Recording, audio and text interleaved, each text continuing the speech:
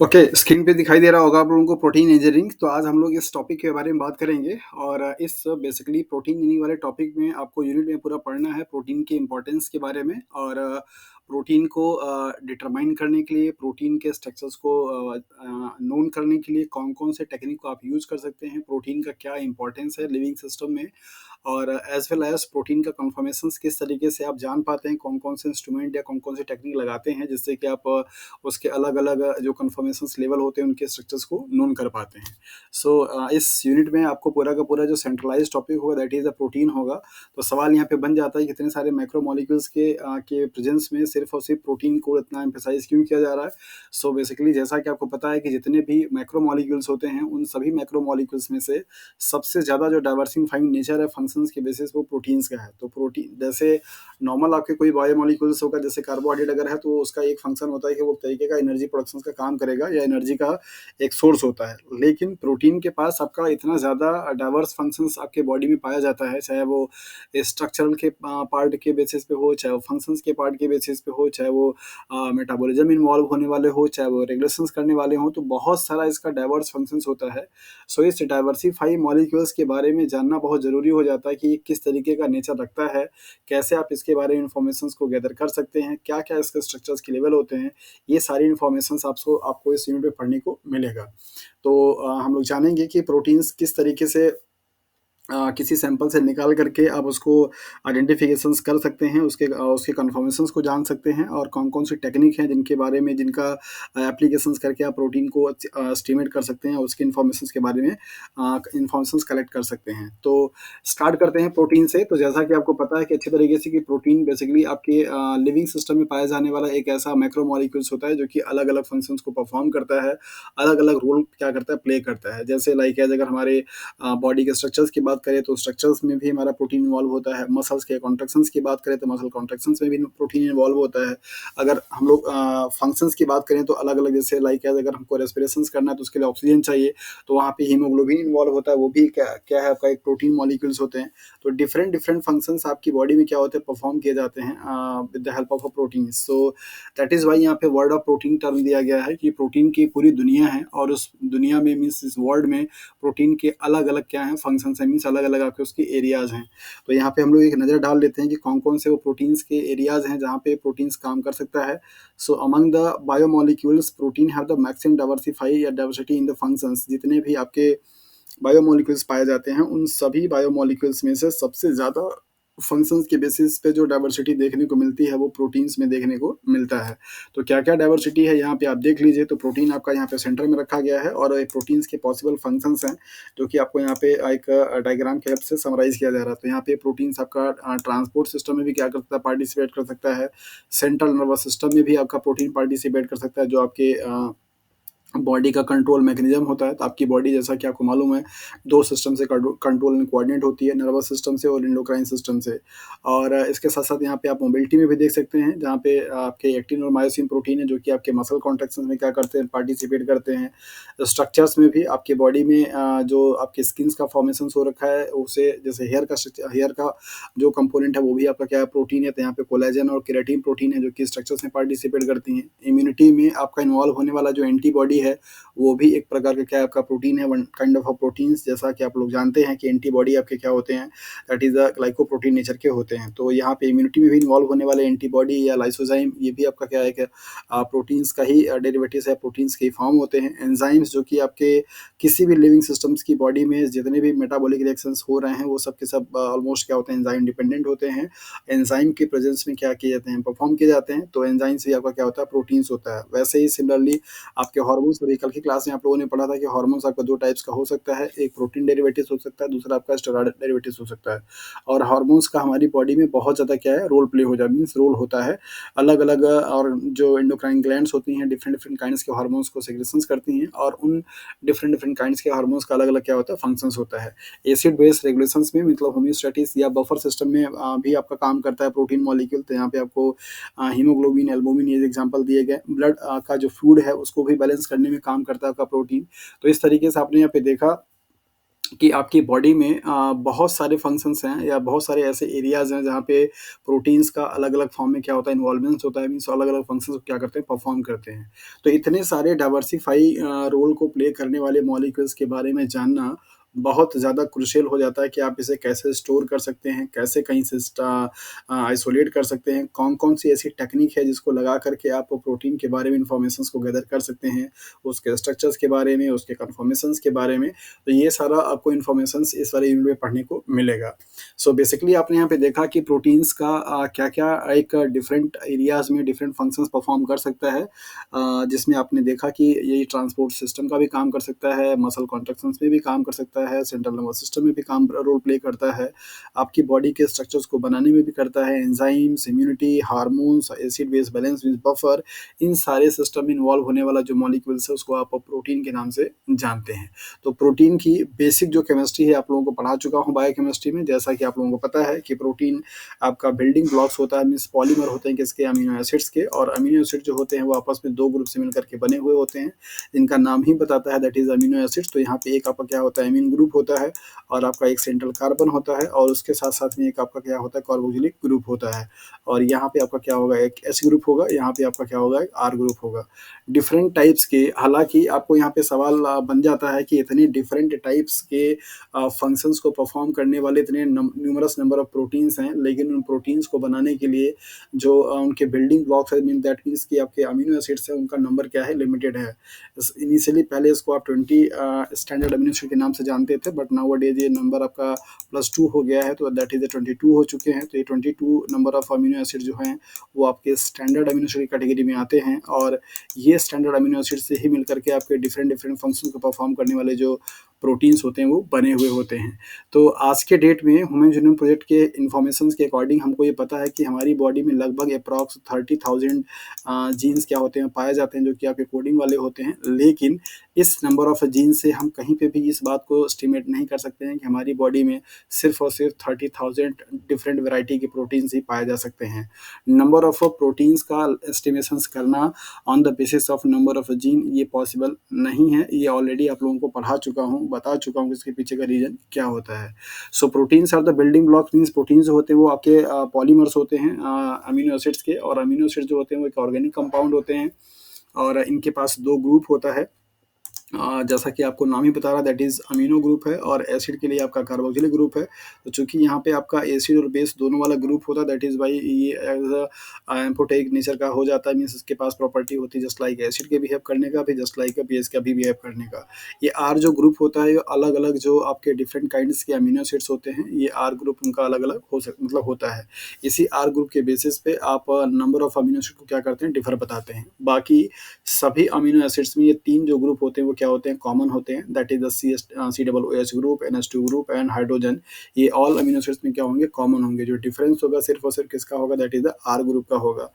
Protein के structures में, protein के कन्फॉर्मेशंस में इन आर ग्रुप का बहुत ज़्यादा इंपॉर्टेंट हो जाता है। ये आर ग्रुप ही बताते हैं कि किसी प्रोटीन्स का जो लोकेशंस होगा वो कहाँ पे पाया जाएगा। जैसे फॉर एग्जांपल अगर किसी प्रोटीन्स में ऐसे majority of proteins amino acids पाए जाते हैं जिनका आर जो ग्रुप है वो कैसा हो दैट इज़ द हाइड्रोकार्बन का मिलकर मीन्स एलिफैटिक हाइड्रोकार्बन से मिलकर के बना हुआ हो, और उसका नेचर कैसा हो दैट इज़ द हाइड्रोफोबिक हो। तो हाइड्रोफोबिक वाली अगर मायोटीज़ आपके ज़्यादा पाई जाती हैं तो उन प्रोटीन्स का लोकेशंस कहाँ पे होगा? वो जब कभी भी जहाँ कहीं पे भी अपने आप को अरेंज करेंगे वो मिनिमम से मिनिमम एरिया में करेंगे, और उनका एक्सपोज़र जो है वाटर से क्या होगा नहीं होना चाहिए। तो ऐसे रीजन्स पे क्या होते हैं पाए जाते हैं। और अगर कोई भी प्रोटीन ऐसी है जो जिस प्रोटीन से पाए जाने वाले मेजॉरिटी मैक्सिमम जो आपके अमीनो एसिड्स हैं उनका ग्रुप कैसा है आपका that is the polarised group है, मीन्स वो एसिड या बेस नेचर के हो सकते हैं, दैट मीन्स वो हाइड्रोफिलिक नेचर के होंगे। तो ऐसे वाले जो साइड चेन कंटेन करने वाले अमीनो एसिड्स होंगे उनसे बनने वाला जो प्रोटीन होगा वो ऐसे जगह पे प्लेस्ड होगा जहाँ पे वाटर क्या होगा एरिया ज़्यादा होगा, वाटर में डिजॉल्व होने वाले जो प्रोटीन्स होंगे वो पाए जाएंगे। तो आर ग्रुप के बेसिस पे आप काफ़ी कुछ प्रोटीन्स के बारे में इंफॉर्मेशन लगा सकते हैं कि कौन सी प्रोटीन्स कहाँ पे पाई जाएगी और उसका लोकेशंस कहाँ पे हो सकता है, मीन्स नेचर कैसा होगा। क्या वो सॉल्युबल टाइप का मतलब वाटर में जो सॉल्वेंट है, वाटर जो आपका सॉल्वेंट है वहाँ पे सॉल्युबलाइज हो सकता है या नहीं, या आपका दूसरा कोई सॉल्वेंट है तो वहाँ पे हो सकता है या ये नहीं हो सकता है। तो इसके आर ग्रुप काफ़ी कुछ डिसाइड करते हैं, और आर ग्रुप का बहुत ज़्यादा इंपॉर्टेंस होता है प्रोटीन के केमिस्ट्री में। और ये आर ग्रुप जो होते हैं यही इस प्रोटीन्स को मतलब इस अमीनो एसिड को क्या करते हैं डिफर बनाने का काम करते हैं। बाकी जो बेसिक प्रॉपर्टी है अमीनो एसिड्स की जैसे लाइक एज़ ये ऑप्टिकली एक्टिव कंपाउंड होते हैं, डी और एल का जो कॉन्फ़िगरेशंस होता है मीन्स कि किस तरीके से आप उसको बताते हैं, ये सारा चीज़ आपको बता चुका हूँ कि एनेंटियोमर्स और डायस्टेरोमर्स क्या होते हैं। यहाँ पे हमारा जो प्रोटीन को लेकर के पढ़ने का एरिया है वो दूसरा है। दैट मीन्स ये कि कैसे आप किसी भी प्रोटीन के स्ट्रक्चर्स को डिटरमाइन करते हैं और उसके आप कन्फर्मेशंस को कैसे कौन से टेक्निक लगा करके इंफॉर्मेशंस को गैदर करते हैं, ये सारी चीज़ को हमको पढ़ना है। तो यहाँ पर आपने इस स्लाइड में ये देखा कि प्रोटीन्स के जो डिफरेंट डिफरेंट टाइप्स के फंक्शंस हैं जिनके बेसिस पे आपको ये स्टेटमेंट दिया गया कि जितने भी आपके बायोमोलिक्यूल्स होते हैं उन सभी बायोमोलिक्यूल्स में से सबसे ज़्यादा जो डिफरेंट टाइप के फंक्शंस परफॉर्म करने वाला मॉलिक्यूल्स है दैट इज़ द प्रोटीन। और प्रोटीन बेसिकली आपका एक पॉलीमर होता है और जिसके मोनोमर यूनिट क्या होते हैं that is the amino acids होते हैं।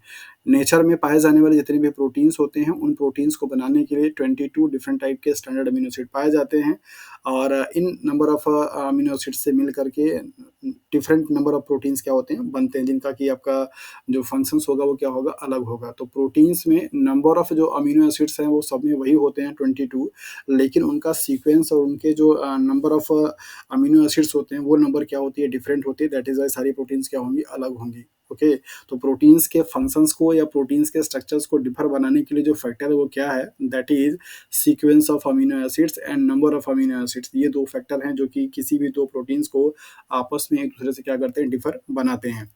तो यहाँ पे हम लोग पहले देखेंगे कि प्रोटीन्स का स्ट्रक्चर्स क्या है, कौन-कौन से स्ट्रक्चर्स के लेवल पे वो पाया जाता है और किस-किस स्ट्रक्चर का क्या-क्या फीचर्स होते हैं। सो जैसा कि आप लोगों को बताया हूँ कि इस प्रोटीन स्ट्रक्चर्स के बेसिस पे 4 कैटेगरी में डिवाइड किया जाता है, primary, secondary, tertiary and quaternary. तो आपसे यहाँ इस वाले टॉपिक से जो सवाल आपसे पूछे जाने की पॉसिबिलिटी है वो क्या, लेवल ऑफ आपको स्ट्रक्चर ऑफ प्रोटीन दे देगा और उसमें पाए जाने वाले जो पॉसिबल बॉन्ड होते हैं उनका क्या रोल हो जाता है और कौन-कौन से बॉन्ड किस-किस लेवल के स्ट्रक्चर्स पे पाए जाएँगे, ये वाले सवाल आपसे यहाँ से बनते हैं।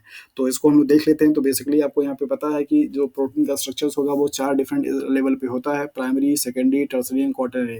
पहले आप इसको यहीं पे ब्रीफ में देख लीजिए। प्राइमरी का मतलब सिर्फ हो जाता है कि जो आपके किसी भी पेप्टाइड में इन्वॉल्व होने वाले जो अमीनो एसिड्स होते हैं, उन दोनों अमीनो एसिड के बीच में आपका बनने वाला जो बॉन्ड होगा कितना कैसा होगा दैट इज़ पेप्टाइड बॉन्ड होगा। तो अगर किसी भी प्रोटीन्स का सिर्फ एक ऐसा लीनियर अरेंजमेंट हो डिफरेंट टाइप के अमीनो एसिड्स का, तो उनको बेसिकली आप क्या बोलते हैं that is the primary structures बोलते हैं। तो प्राइमरी स्ट्रक्चर को डिफाइन आप कैसे करते हैं that is the linear sequence of amino acid of a peptide और अ प्रोटीन। किसी भी प्रोटीन का या पेप्टाइड का जो लीनियर अरेंजमेंट होता है आपके अमीनो एसिड्स का उसको आप बोलते हैं primary structure, right. Secondary structures का मतलब होता है कि ये जो लीनियर अरेंजमेंट आपने यहाँ पे देखा इसमें क्या हो कुछ फोल्डिंग हो जाए और किसी एक कन्फर्मेशंस को क्या करे अटेंड कर ले, चाहे वो अल्फा के फॉर्म में या बीटा के फॉर्म में, तो उस स्ट्रक्चर्स को बेसिकली आप सेकेंडरी स्ट्रक्चर के नाम से जानते हैं। तो सेकेंडरी स्ट्रक्चर प्राइमरी स्ट्रक्चर के कंपेरिजन में ज़्यादा ऑर्गेनाइज्ड होती है और वहाँ पे फोल्डिंग क्या होता है ज़्यादा होता है as compared to the primary के। और यहाँ पे नंबर ऑफ बॉन्ड भी क्या होते हैं अलग अलग इन्वॉल्व हो जाते हैं। देखेंगे हम लोग कि कौन कौन से बॉन्ड किस किस लेवल के स्ट्रक्चर्स पे इन्वॉल्व होते हैं। टर्शियरी स्ट्रक्चर जो आपको बताया जाता है कि ये आपका प्रोटीन्स का फंक्शनल स्टेट ऑफ स्ट्रक्चर बताता है। दैट मीन्स आपकी बॉडी में पाए जाने वाले जो प्रोटीन्स फंक्शनल फॉर्म में होते हैं वो या तो आपके टर्शियरी में होंगे या तो फिर क्या होंगे आपके क्वाटरनरी में होंगे। तो ये दोनों स्ट्रक्चर्स आपके प्रोटीन्स के फंक्शनल स्टेट को रिप्रेजेंट करता है और यहाँ पे और ज़्यादा ऑर्गेनाइज्ड और ज़्यादा क्या होती है फोल्डिंग हो जाती है प्रोटीन्स की। डिफरेंट डिफरेंट काइंड्स के नॉन कोवेलेंट और कोवेलेंट बॉन्ड के इंटरेक्शंस आपस में पाए जाते हैं। सभी जो प्रोटीन्स होते हैं उनका टर्शियरी जो स्ट्रक्चर्स होता है जो कि आपका 3 डायमेंशनल कन्फर्मेशंस में अटेंड होता है मीन्स बन जाता है, वो अलग अलग होते हैं और उनके उन्हीं 3 डायमेंशनल स्ट्रक्चर्स की वजह से उनका जो शेप है या उनका जो फंक्शंस है वो क्या होता है डिफरेंट होता है। और ये 3 डायमेंशनल स्ट्रक्चर्स आपके यूनिक क्यों बन जाते हैं that is because of the number of different kind of amino acids. और उन अमीनो एसिड्स में पाए जाने वाले जो आर ग्रुप होते हैं उनके साथ में जो इंटरेक्शंस होता है आपका that is the non covalent या कोवेलेंट का, उसकी वजह से किसी भी प्रोटीन्स का जो स्ट्रक्चर होगा क्या होगा यूनिक और डिफरेंट होता है बाकी अदर प्रोटीन्स से। सो टर्शियरी स्ट्रक्चर्स का मतलब ये हो जाता है कि जब आपकी प्रोटीन्स और ज़्यादा क्या हो फोल्डेड हो जाए और ज़्यादा ऑर्गेनाइज हो जाए, नंबर ऑफ बॉन्ड्स क्या वहाँ पे ज़्यादा और इन्वॉल्व हो जाएँ और वो आपका जो कन्फर्मेशंस होगा वो फाइनल आपका एक फंक्शनल कन्फर्मेशंस के नाम से जाना जाए तो उसको आप टर्शियरी स्ट्रक्चर के नाम से जानते हैं। क्वाटरनरी का मतलब हो जाता है कि टर्सरी स्ट्रक्चर जो कि सपोज आपका कोई एक पेप्टाइड चेन से मिलकर के बनी हुई है, तो ऐसे ही पेप्टाइड चेन जो कि टर्सरी कन्फॉर्मेशंस में है, उनका नंबर जब एक से ज़्यादा हो जाए, means 2, 3, 4 different different polypeptide chain जो कि टर्सरी कन्फॉर्मेशंस में अगर वो आपस में एसोसिएट हो जाएं, तो वो जो कन्फॉर्मेशंस बनेगा या स्ट्रक्चर्स बनेगा, उसको आप क्वाटरनरी स्ट्रक्चर के नाम से जानते हैं। तो जैसे अगर प्राइमरी एग्जाम्पल आप देना चाहते हैं, तो एग्जाम्पल में आप देते हैं इंसुलिन का। तो इंसुलिन एक बेसिकली आपका क्या है, 51 अमीनो एसिड्स का पाया जाने वाला प्रोटीन है, जिसमें 2 चेन होते हैं, और ये आपका एक लीनियर क्या होता है, अरेंजमेंट होता है। सेकेंडरी के लिए स्ट्रक्चर आप एग्जाम्पल क्या देते हैं, that is the alpha and beta conformations, ये आपसे कभी कभी पूछा जाता है। टर्सरी के लिए एग्जाम्पल आप इसका दे सकते हैं, दैट इज द मायोग्लोबिन का, और क्वाटरनरी के लिए एग्जाम्पल आप दे सकते हैं, दैट इज द हीमोग्लोबिन का। तो ये आप एक जो बेसिक कन्फॉर्मेशन है या बेसिक जो इसके बारे में इंफॉर्मेशन है, आप इसको पहले दिमाग में रख लीजिए कि primary, secondary, tertiary and quaternary level of structure proteins के क्या होते हैं, क्या इनका मीन होता है, कौन कौन से एग्जाम्पल्स इसको रिप्रेजेंट करते हैं। तो यहाँ पर आपको एक ब्रीफ इंफॉर्मेशन दिया गया। अब हम लोग डिटेल में वन बाय वन क्या करेंगे, सबको स्टडी कर लेंगे कि इसका क्या सिग्निफिकेंस है और किस तरीके से ये अरेंज होते हैं। सो प्राइमरी स्ट्रक्चर्स बेसिकली क्या बताता है, that is the linear arrangement of amino acids of proteins और पेप्टाइड। तो प्रोटीन्स और पेप्टाइड का जो अरे में पाए जाने वाले जो आपके अमीनो एसिड्स होंगे, उनका जो लीनियर अरेंजमेंट होता है, उसको आप प्राइमरी स्ट्रक्चर के नाम से जानते हैं। सो यहाँ पे प्राइमरी स्ट्रक्चर्स में सिर्फ और सिर्फ जो इन्वॉल्व होने वाला बॉन्ड होगा, वो क्या होगा, पेप्टाइड बॉन्ड होगा। पेप्टाइड बॉन्ड के बारे में कुछ इन्फॉर्मेशन आपको यहाँ पे दे देते हैं। जैसा कि आप लोगों को पता होगा कि पेप्टाइड बॉन्ड आपका जब बनता है, तो यहाँ पे किसके किसके बीच में बनेगा। मान लीजिए ये एक अमीनो एसिड का आपका कार्बोक्सिलिक ग्रुप है, और ये दूसरे अमीनो एसिड का क्या है, आपका NH2 ग्रुप होता है। तो ये NH2 ग्रुप, और इसके बाद आपका एक कार्बन, फिर इसके बाद यहाँ पे क्या है, आपका एक कार्बोक्सिलिक ग्रुप, ये इसका आपका हाइड्रोजन, और ये इसका आपका क्या है, that is the R group. तो सिमिलरली ये भी ऐसे ही हो जाएगा, यहाँ आपका ये R ग्रुप, ये इसका क्या होगा, H ग्रुप, ये इसका क्या होगा, NH2 ग्रुप।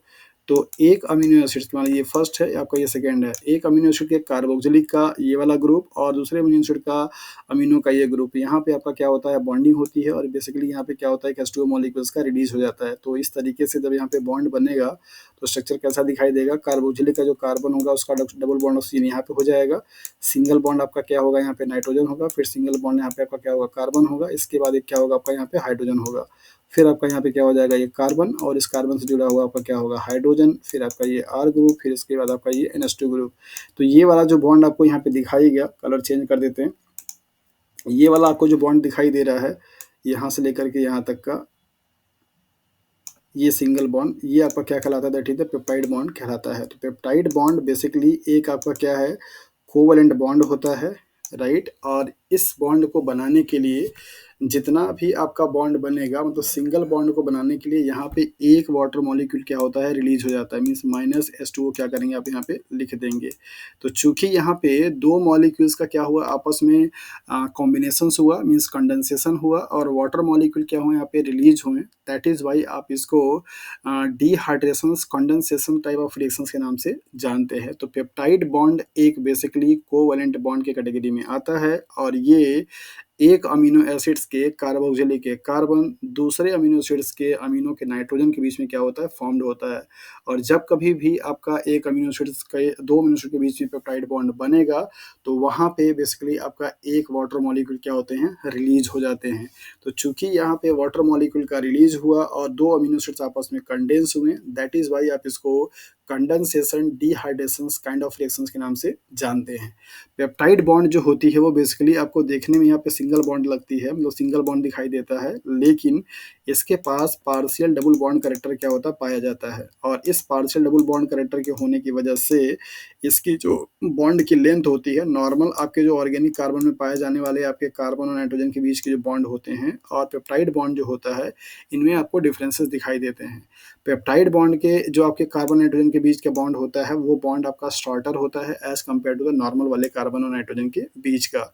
इसके पीछे रीजन आपको ये बताया जाता है कि यहाँ पे जो पार्शियल डबल बॉन्ड कैरेक्टर होता है, ये पार्शियल डबल बॉन्ड कैरेक्टर के होने की वजह से इसकी जो लेंथ होती है, वो क्या होती है, शॉर्टर हो जाती है। सवाल आपसे यहाँ से पूछा जाता है कि पेप्टाइड बॉन्ड के पास पार्शियल डबल बॉन्ड कैरेक्टर जो है, वो किसकी वजह से हो रहा है, या उसके लिए रिस्पॉन्सिबल क्या फैक्टर है। तो आप यहाँ पे बताते हैं कि बेसिकली इस कार्बोक्सिलिक के ऑक्सीजन के पास जो ऑक्सीजन एटम है, यहाँ पे आपके इसके पास क्या होता है, लोन पेयर ऑफ इलेक्ट्रॉन होते हैं और इस लोन पेयर ऑफ इलेक्ट्रॉन की वजह से आपका यहाँ पे इलेक्ट्रॉन का क्या होता है, रिजोनेटिंग स्ट्रक्चर बन जाता है, मीन्स डीलोकलाइजेशन होता है और ये वाले इलेक्ट्रॉन्स क्या करते हैं, यहाँ पे अटैक कर जाते हैं। So due to the presence of lone pair of electron on the oxygen atom of carbonyl group, तो ये आपका जो सी डबल बॉन्ड ओ है, इस वाले ऑक्सीजन के ऊपर दो loan pair of electron present होते हैं जो कि आपका रिजोनेटिंग स्ट्रक्चर्स में क्या करता है, इन्वॉल्व होता है। आपको अच्छे तरीके से पता है कि जैसे बेंजीन के बारे में आपने पढ़ा है रिजोनेटिंग स्ट्रक्चर्स, तो यहाँ पे आपके जो पाई बॉन्ड होते हैं वही सिर्फ क्या करते हैं, डीलोकलाइज होते हैं और इन्हीं के डीलोकलाइजेशन की वजह से बेसिकली आपका रिजोनेटिंग स्ट्रक्चर क्या है, बनता है।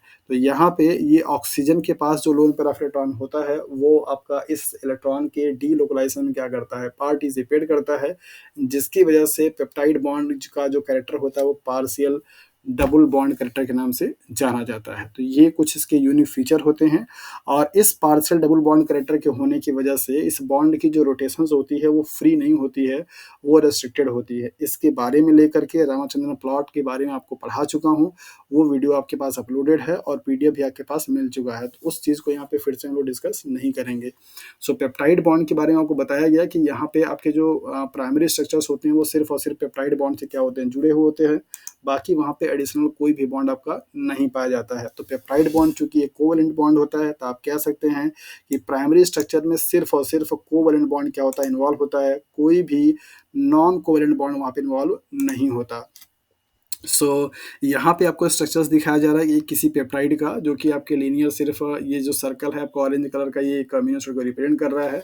बाकी आपका ये आपका कार्बोक्सिलिक टर्मिनल है, मीन सी टर्मिनल है और ये आपका क्या है, एन टर्मिनल है। तो किसी भी प्रोटीन से आपके दो एंड पाए जाते हैं, एक सी टर्मिनल और एक एन टर्मिनल, तो ये दोनों आपको यहाँ पे दिखाए जा रहे हैं। और ये चूंकि यहाँ पे सिर्फ और सिर्फ लीनियर अरेंजमेंट आपको दिखाई जा रही है अमीनो एसिड्स का, तो उसको आप क्या बोलेंगे, that is the primary structure के नाम से जानते हैं। सो एग्जाम्पल के तौर पे मैंने आपको बता दिया कि आपका इंसुलिन जो होगा वो एक तरीके का प्राइमरी स्ट्रक्चर का एग्जाम्पल है। नेक्स्ट हम लोग आएंगे सेकेंडरी स्ट्रक्चर्स पे। तो सेकेंडरी स्ट्रक्चर्स जो होता है वो ज़्यादा ऑर्गेनाइज वे होता है as compared to the primary structures के। तो प्राइमरी स्ट्रक्चर से ज़्यादा एक कॉइल्ड फॉर्म में होगा और यहाँ पे एक एडिशनल बॉन्ड क्या होता है, इन्वॉल्व हो जाता है। अब तक आपने सिर्फ देखा कि पेप्टाइड बॉन्ड होता है, अब दूसरा आपका क्या हो जाएगा, that is the hydrogen bond.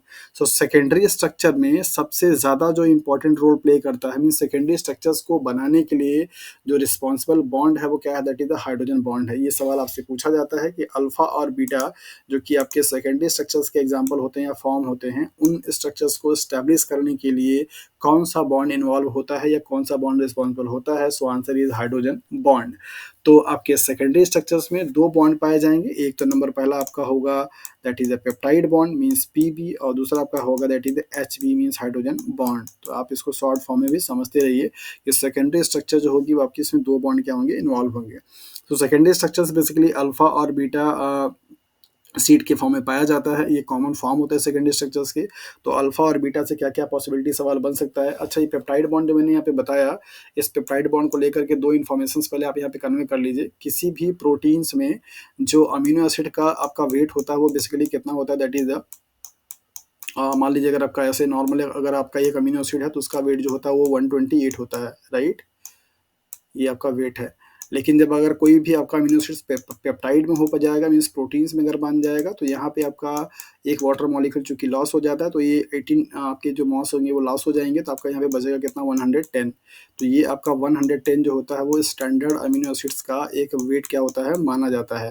तो जब कभी भी आपको प्रोटीन का वेट पूछा जाता है और आप नंबर ऑफ अमीनो एसिड्स अगर आपको वहाँ पे दे दिया जाए, तो आप इस वाले फैक्टर को, मीन्स इस वाले वैल्यू को रख करके क्या करते हैं, कैलकुलेशन करते हैं।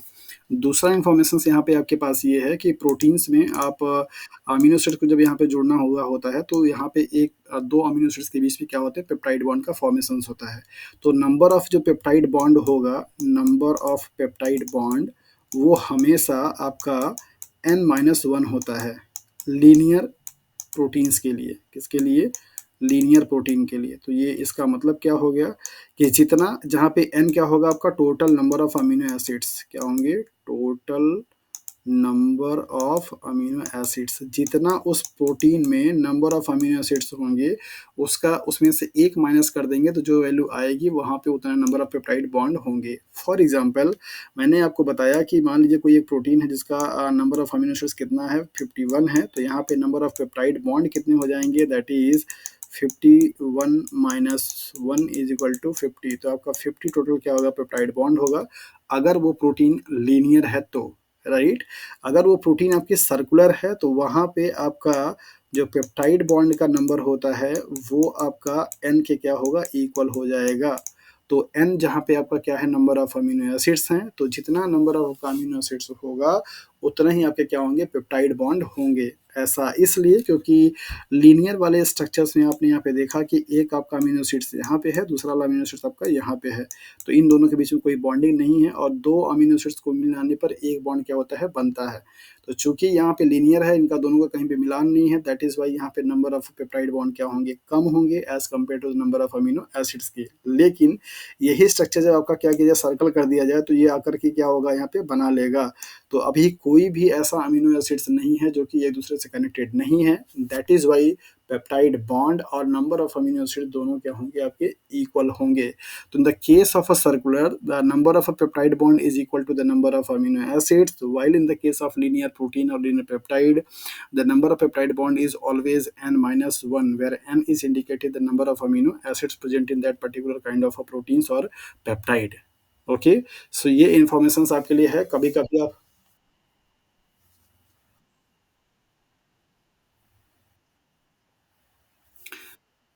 आपकी आपकी आवाज़ डिस्कनेक्ट हो रही है, मैं सुन नहीं पाया कि आपने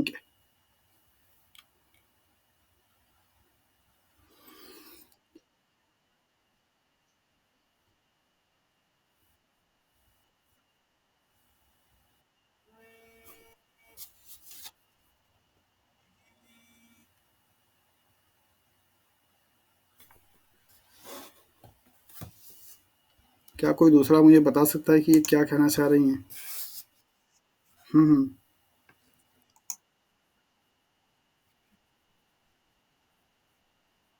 हेलो। हाँ हाँ। हम्म।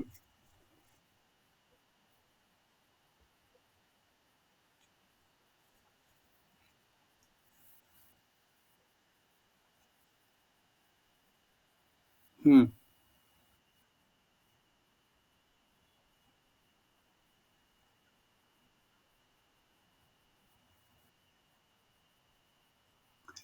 नहीं, नहीं, ऐसा नहीं होता। 128 स्टैंडर्ड आपका नॉर्मल अमीनो एसिड का वेट दिया जाता है और आप उसमें जब वो अमीनो एसिड रेसिड्यूज़ के फॉर्म में आ जाता है, मीन्स प्रोटीन्स में इन्वॉल्व हो जाते हैं, तो वहाँ पे 18 आप H2O के मॉलिक्यूलर वेट को माइनस कर देते हैं, तो 110 आपका क्या होता है, पेप्टाइड्स में या प्रोटीन्स में पाए जाने वाले अमीनो एसिड का क्या होता है, वेट होता है।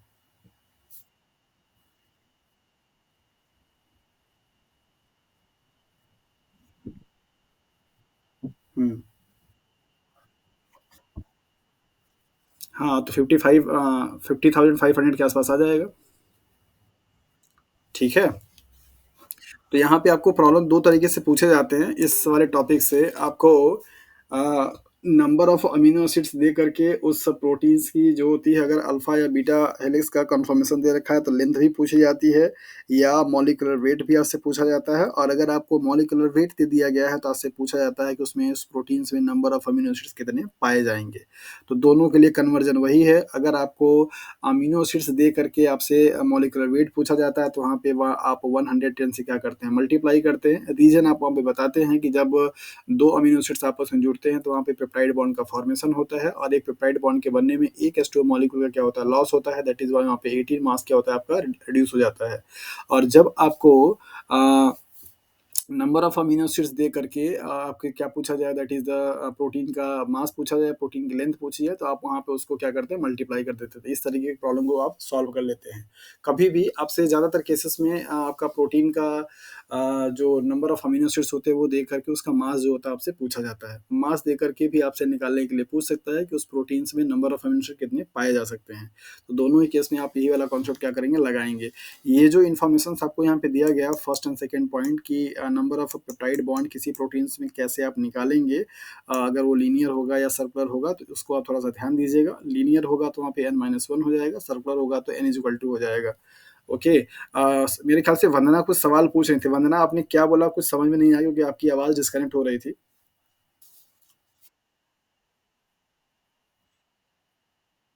अच्छा।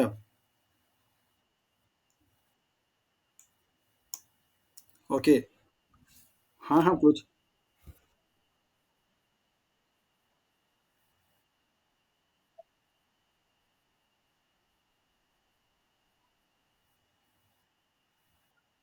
देखिए, ओके, ओके, मान लीजिए यहाँ पे आपने बताया कि 50 अमीनो एसिड्स का आपका क्या कोई प्रोटीन है, राइट? ओके।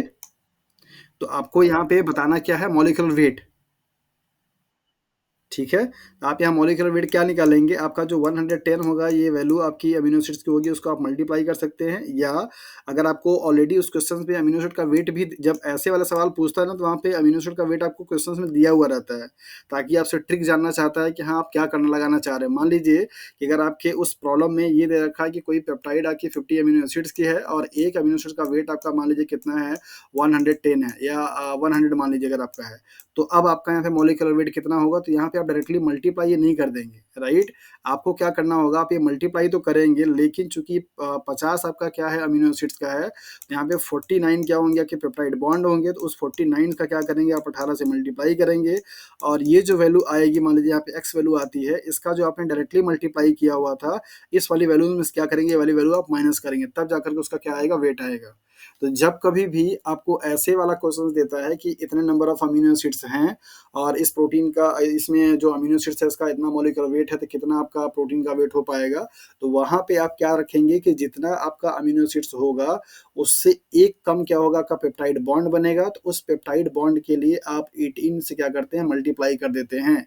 तो टोटल आपका जो अमीनो एसिड्स दिया रहता है आपका वेट, उसका और नंबर ऑफ अमीनो एसिड्स दोनों का मल्टीप्लाई करने के बाद जो मास आता है, उसमें से आप वाटर मॉलिक्यूल का जो लॉस हो रहा है उसके टोटल मास को क्या करेंगे, माइनस कर देंगे। तब जाकर के आपका निकल करके आएगा क्या, दैट इज द प्रोटीन का मॉलिक्यूलर वेट। ठीक है? समझ में आया नेहा? ओके।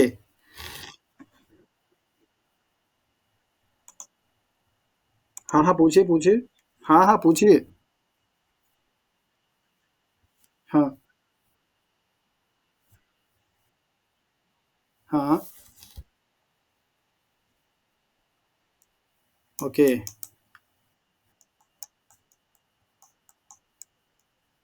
हाँ। Very good. तो यहाँ पे आपका 38 आपका क्या होगा, वाटर मॉलिक्यूल निकल जाएंगे, राइट? तो 38 इंटू क्या करेंगे आप, 18 कर देंगे, पहले आप इसका मास निकाल लेंगे।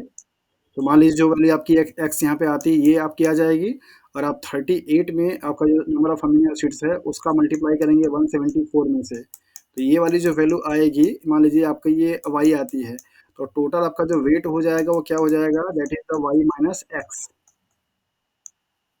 ठीक है? यही आपका होगा मॉलिक्यूलर वेट। अब निकाल के अगर आप देखेंगे तो वैल्यू आपकी ठीक आनी चाहिए। ओके। तो इसके पीछे का जो लॉजिक था समझ में आया?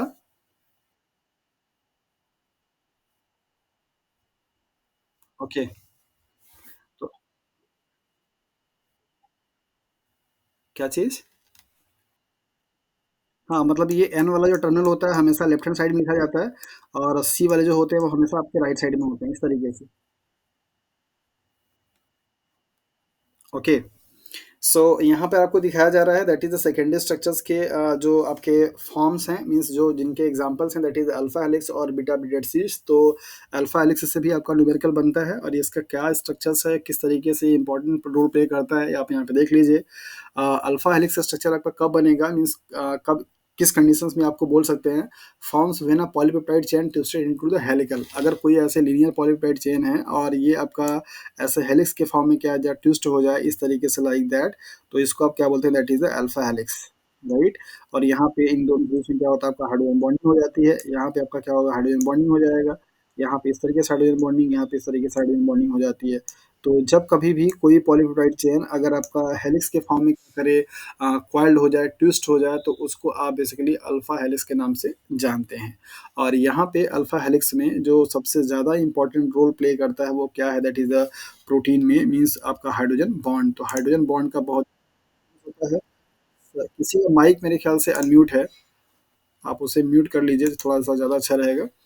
सो आपका ये अल्फा हेलिक्स के बारे में एक इन्फॉर्मेशन है कि ये रिजिड रॉड लाइक स्ट्रक्चर्स होते हैं, और helix can be right handed और लेफ्ट हैंडेड, आपके दोनों स्ट्रक्चर्स में के फॉर्म में पाए जा सकते हैं। और however right handed helix are genetically favour, मतलब आपके जो नेचर में पाए जाने वाले जो प्रोटीन्स होंगे उनमें आपका जो कन्फॉर्मेशन होगा वो राइट हैंडेड होगा। तो ये दोनों पॉसिबिलिटी आपकी बनती है। और there are 3.6 amino acid residues per helix turn, यहाँ से सवाल आपका बनता है। और न्यूमेरिकल कैसे बनेंगे अभी हम लोग थोड़ा सा यहाँ पे डिस्कस कर लेंगे। तो एक टर्न में आपके जो नंबर ऑफ अमीनो एसिड्स होंगे वो 3.6 होंगे, और इनकी जो पिच होगी मीन्स जो पूरी हाइट होगी वो 0.54 नैनोमीटर का होगा, या आप उसको 5.4 आप एंगस्ट्रॉम के नाम से भी बोल सकते हैं, मीन्स कन्वर्जन है आपका नैनोमीटर से एंगस्ट्रॉम में। और दो अमीनो एसिड्स के बीच की जो डिस्टेंस होगी वो 0.15 नैनोमीटर होगी या 1.5 एंगस्ट्रॉम होगा। ये सारी की सारी वैल्यू आपके लिए एग्जाम के लिए बहुत इंपॉर्टेंट हो जाती है, यही कन्वर्जन आपको दे दिया जाता है और आपसे यहाँ से न्यूमेरिकल्स भी बनते हैं। तो ये एक हेलिक्स का मतलब हेलिक्स का जो स्ट्रक्चर होगा दैट मीन्स ये। तो यहाँ पर आपको बताया जा रहा है कि जो आपके हेलिक्स पर रेसिड्यूज होंगे वो नंबर ऑफ अमीनो एसिड कितना होगा, 3.6। तो जहाँ से ये टर्निंग पॉइंट हो रही है, यहाँ से लेकर के जहाँ पे ये फिर से फिनिश हो जाएगी इस एक्सिस पे, ये एक इमेजिनरी एक्सिस है। इस एक्सिस पे एक टर्न का मतलब होता है कि यहाँ से स्टार्ट होकर के पूरा ऐसे टर्न होकर के जहाँ पर फिर से आकर के इस पॉइंट पे मिल जाए, उसको आप बोलते हैं दैट इज अ हेलिक्स पर टर्न, राइट। तो यहाँ से यहाँ की जो डिस्टेंस है मीन्स यहाँ से लेकर के यहाँ तक का, इसमें आपके टोटल जो नंबर ऑफ अमीनो एसिड्स पाए जाएंगे वो कितने पाए जाएंगे, दैट इज 36 पाए जाते हैं। तो नंबर ऑफ अमीनो एसिड्स से भी आपके सवाल बनते हैं कि कोई अगर प्रोटीन अल्फा हेलिकल फॉर्म में है और वहाँ पे टोटल नंबर ऑफ हेलिक्स जो पर या हेलिक्स टर्न है वो 10 है, तो नंबर ऑफ अमीनो एसिड्स वहाँ पे कितने होंगे, या आपका उस प्रोटीन का मॉलिक्यूलर वेट कितना होगा, इस तरीके का सवाल आपसे यहाँ से बनता है। तो एक हेलिक्स टर्न का मतलब आपको बताया गया कि जब इमेजिनरी लाइन को यहाँ पे ड्रॉ कर दी जाए और उस इमेजिनरी लाइन से एक सर्कल पूरा कंप्लीट हो, तो उस पूरे एरिया को आप क्या बोलते हैं, that is a helix turn. और उस हेलिक्स टर्न में नंबर ऑफ अमीनो एसिड जो होंगे वो 3.6 होते हैं, और दो अमीनो एसिड के बीच का जो डिस्टेंस होगा मीन्स यहाँ पे आपको दिखाया जा रहा है, इन दोनों के बीच का डिस्टेंस जो होगा वो 0.15 नैनोमीटर होगा।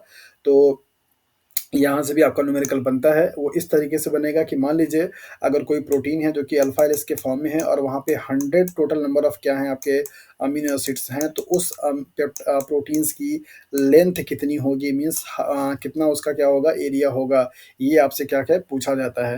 तो नंबर ऑफ अमीनो एसिड्स यहाँ पे आपको दे रखा है और दो अमीनो एसिड के बीच का डिस्टेंस आपको पता है, आप उसको मल्टीप्लाई कर देंगे तो टोटल जो लेंथ होगी वो निकल कर आ जाती है। और यहाँ पे एक टर्न का आपको नंबर ऑफ अमीनो एसिड्स पता है, तो नंबर ऑफ टर्न दे करके अगर आपसे पूछा जाएगा कि वहाँ पे कितने नंबर ऑफ अमीनो एसिड्स पाए जाएंगे, तो भी आप बता सकते हैं। नंबर ऑफ अमीनो एसिड्स दे करके अगर आपसे उस अल्फा हेलिक्स में टर्न पूछा जाएगा तो भी आप क्या करेंगे, बता देंगे। सपोज अगर आपको यहाँ पे दे दिया जाए कि बेसिकली कोई एक अल्फा हेलिक्स की प्रोटीन है जहाँ पे टोटल नंबर ऑफ जो अमीनो एसिड्स हैं उनका संख्या मान लीजिए क्या है आपका 140 है, तो 140 वाले अमीनो एसिड्स में नंबर ऑफ हेलिक्स टर्न कितने पाए जाएंगे ये आपको बताना होगा। तो इसको निकालने के लिए आप क्या करते हैं, 3.6 से क्या करते हैं, मल्टीप्लाई कर देते हैं। तो एक टर्न में नंबर ऑफ अमीनो एसिड्स क्या होते हैं, 3.6 अमीनो एसिड्स। तो total number of amino acid से कितना टर्न बनेगा, इसको आप क्या करेंगे, डिवाइड करके वैल्यू आप निकाल सकते हैं। सिमिलरली जब आपको यहाँ पे प्रोटीन की लेंथ पूछी जाती है तो आप इसके नंबर्स क्या करते हैं, मल्टीप्लाई कर देते हैं। तो अल्फा हेलिक्स बेसिकली आपका न्यूमेरिकल के पॉइंट ऑफ व्यू से ज़्यादा अटेंशन खींचता है। यहाँ से आपको फंसाने के लिए आपको प्रॉब्लम दे दे कर पूछा जाता है कि प्रोटीन्स की लेंथ कितनी होगी, या प्रोटीन से नंबर ऑफ अमीनो एसिड्स कितने होंगे, या प्रोटीन्स में हेलिक्स पर टर्न कितना होगा, ये सवाल आपसे बनता है।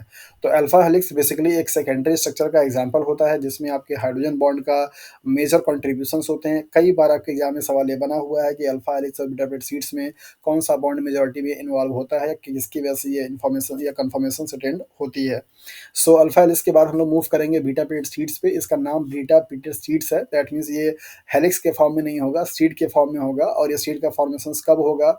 जब ये 2 और मोर पेप्टाइड चेन जो होगी वो अगर साइड बाय साइड से क्या हो जाए अलाइन्ड हो जाए मीन्स एक-दूसरे से आकर के जुड़ जाएँ, तो वहाँ पे आपका जो फॉर्मेशन होगा किसका होगा? शीट का होगा और इस स्ट्रक्चर को आप बीटा प्लेटेड शीट के नाम से जानते हैं। बीटा प्लेटेड शीट्स में 2 अमीनो एसिड्स के बीच का डिस्टेंस जो होगा वो 3.5 एंगस्ट्रॉम है, जबकि आपने वहाँ पे देखा था 1.5 एंगस्ट्रॉम था। तो अगर आपको बीटा प्लेट शीट्स का कन्फर्मेशन दे करके नंबर ऑफ अमीनो एसिड्स पूछे जाएँ या उसका डिस्टेंस पूछा जाए, तो भी आप यहाँ से न्यूमेरिकल लगा सकते हैं। और ये बीटा प्लेट जो शीट्स होगी वो पैरेलल और एंटी पैरेलल दोनों फॉर्म में पाए जाते हैं। पूछा जाता है कि कौन-सा स्ट्रक्चर ज़्यादा स्टेबल होता है पैरेलल और एंटी पैरेलल में, तो आप वहाँ पे आंसर देते हैं कि एंटी पैरेलल जो फॉर्म होता है बीटा प्लेट शीट्स का वो ज़्यादा स्टेबल होता है। ऐसा क्यों होगा? इसको हम लोग यहाँ पे देखेंगे।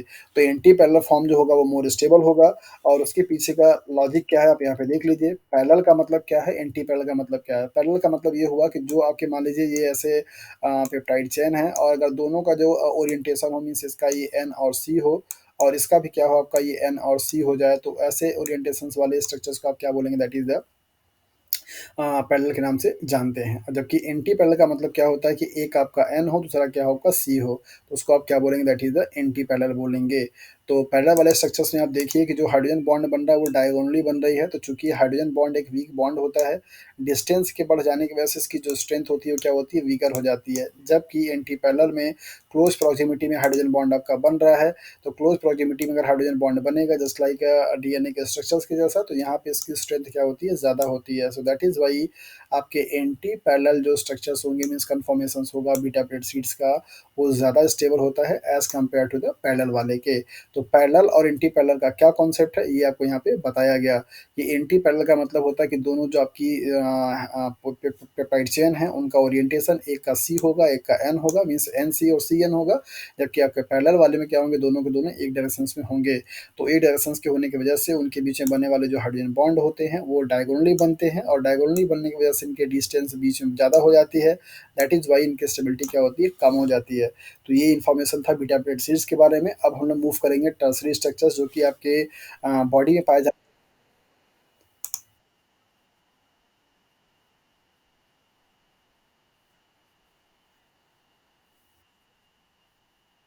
अल्फ़ा ये बीटा कन्फर्मेशन है, ये आपका कॉन्फ़िगरेशन नहीं है।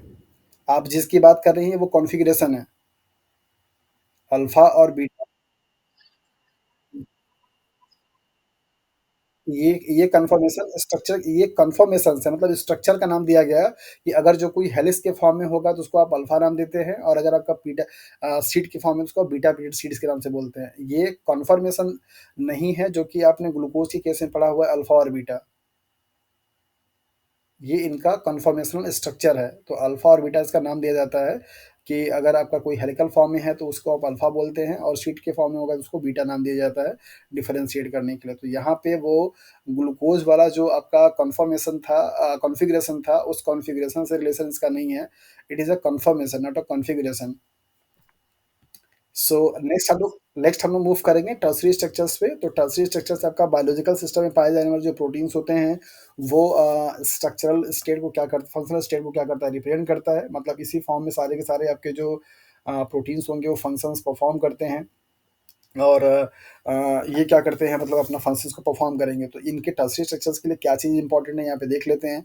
सो more coil than the secondary structures and form three dimensional conformations. तो थ्री डी स्ट्रक्चर्स या थ्री डायमेंशनल जो कन्फॉर्मेशंस होता है वो इसी लेवल ऑफ स्ट्रक्चर पे बनता है और ये इनका फंक्शनल स्टेट ऑफ प्रोटीन भी क्या करते हैं ये रिप्रेजेंट करते हैं। ये वाली जो लाइन है ना ये आपके एग्जाम्स के क्वेश्चन से ली गई है। कभी कभी आपसे डायरेक्टली यही पूछ देता है कि which structure of a protein represent functional state of protein. इस तरीके से प्रोटीन से बनता है सब सवाल ये बनता है। आपको दे देगा वहाँ पे प्राइमरी सेकेंडरी टर्सरी क्वाटरनरी। तो आप यहाँ पे याद रखिएगा कि टर्सरी जो स्ट्रक्चर है वो आपका फंक्शनल फॉर्म को रिप्रेजेंट करता है। कौन-कौन से बॉन्ड यहाँ पे इन्वॉल्व होंगे और कौन-सा बॉन्ड ज़्यादा मेजर रोल इम्पोर्टेंट प्ले करता है, ये आपके सवाल यहाँ से बनता है। तो 2 टाइप के बॉन्ड यहाँ पे आपके इन्वॉल्व होंगे, एक आपका कोवैलेंट, दूसरा आपका नॉन कोवैलेंट। तो कोवैलेंट में क्या-क्या हो जाएगा, पहले यहाँ पे सारे बॉन्ड को देख लेते हैं। हाइड्रोफोबिक इंटरेक्शन जो कि आपका एक नॉन कोवैलेंट बॉन्ड है, और नॉन कोवैलेंट बॉन्ड में जितने भी बॉन्ड पाए जाते हैं, उनमें से सबसे ज़्यादा जो मेजर कंट्रीब्यूशन है किसका, दैट इज़ द हाइड्रोफोबिक का। ये इंपॉर्टेंट पॉइंट है, यहाँ से सवाल आपका बना है कि आपके टर्शियरी स्ट्रक्चर्स में इन्वॉल्व होने वाले जो नॉन कोवैलेंट बॉन्ड होते हैं, उनमें से सबसे ज़्यादा कंट्रीब्यूशन कौन से बॉन्ड का है। So answer is that hydrophobic interactions. इसके बाद आपका इलेक्ट्रोस्टैटिक इंटरेक्शंस होगा, फिर इसके बाद आपका हाइड्रोजन बॉन्ड होगा, फिर वॉन डर वाल इंटरेक्शंस होंगे, और इसके बाद आपका दूसरा जो टाइप है that is the covalent bond में। कोवैलेंट बॉन्ड में आपका 2 बॉन्ड होगा, पेप्टाइड बॉन्ड और डाइसल्फाइड बॉन्ड। पेप्टाइड बॉन्ड सब में पाया जाता है, दैट इज वाई उसे आप कैंसिल आउट कर देते हैं, तो जो एडिशनल बॉन्ड आपका है that is the disulphide bond. सारे प्रोटीन्स में डाइसल्फाइड बॉन्ड नहीं बनेगा। ऐसे प्रोटीन्स जहाँ पे सिस्टीन मायोटीज आपकी प्रेजेंट होगी, तो 2 सिस्टीन मायोटीज के बीच में आपका पेप्टाइड डाइसल्फाइड बॉन्ड क्या करता है, बनता है। तो ऐसा कन्फर्मेशंस मतलब ऐसा स्ट्रक्चर्स ऑफ प्रोटीन्स जहाँ पे ये सारे आपके नॉन कोवेलेंट और कोवेलेंट बॉन्ड क्या करें, पाए जाएँ, आपस में एक दूसरे से क्या हो, फोल्ड होकर के इंटरैक्ट हो। आप यहाँ पे देख सकते हैं किसी स्ट्रक्चर में आपको यहाँ पे हाइड्रोजन बॉन्ड दिखाया जा रहा है, इसके बाद यहाँ पे आपको डाइसल्फाइड बॉन्ड दिखाया जा रहा है, ये आपका हाइड्रोफोबिक इंटरेक्शंस दिखाया जा रहा है, ये आपका आयनिक बॉन्ड दिखाया जा रहा है। प्रोटीन्स में इसको आयनिक बॉन्ड को आप सॉल्ट ब्रिज के नाम से भी जानते हैं, राइट। कभी कभी आपसे सवाल ये भी पूछ देता है, चूँकि यहाँ पे जो आपका आयनिक इंटरेक्शंस होता है उसमें पॉजिटिव और नेगेटिव वाले का इंटरेक्शंस होता है, और मोस्ट ऑफ द केसेस में ये आपके सॉल्ट के ही प्रेजेंस में ये इंटरेक्शंस आपकी होती है, दैट इज़ वाई इसको आप सॉल्ट ब्रिज के नाम से भी जानते हैं। तो ये आपका वही बॉन्ड है जो कि आप आयनिक बॉन्ड के बारे में पढ़ते हैं। तो आयनिक बॉन्ड एक आपका नॉन कोवैलेंट बॉन्ड के अंतर्गत में आता है। तो नॉन कोवैलेंट में क्या-क्या आ जाएँगे आपके, that is hydrophobic, electrostatic, hydrogen bond, van der Waals interactions, ये सब आपके नॉन कोवैलेंट बॉन्ड में आते हैं। और कोवैलेंट बॉन्ड में आपका पेप्टाइड बॉन्ड आता है, डाइसल्फाइड बॉन्ड आते हैं। तो पेप्टाइड बॉन्ड आपके सभी स्ट्रक्चर्स में कॉमन होता है, दैट इज वाई उसको यहाँ कंसिडर नहीं किया गया। तो टर्शियरी स्ट्रक्चर्स को लेकर के क्या इन्फॉर्मेशन थी आपको यहाँ पे दे दिया गया।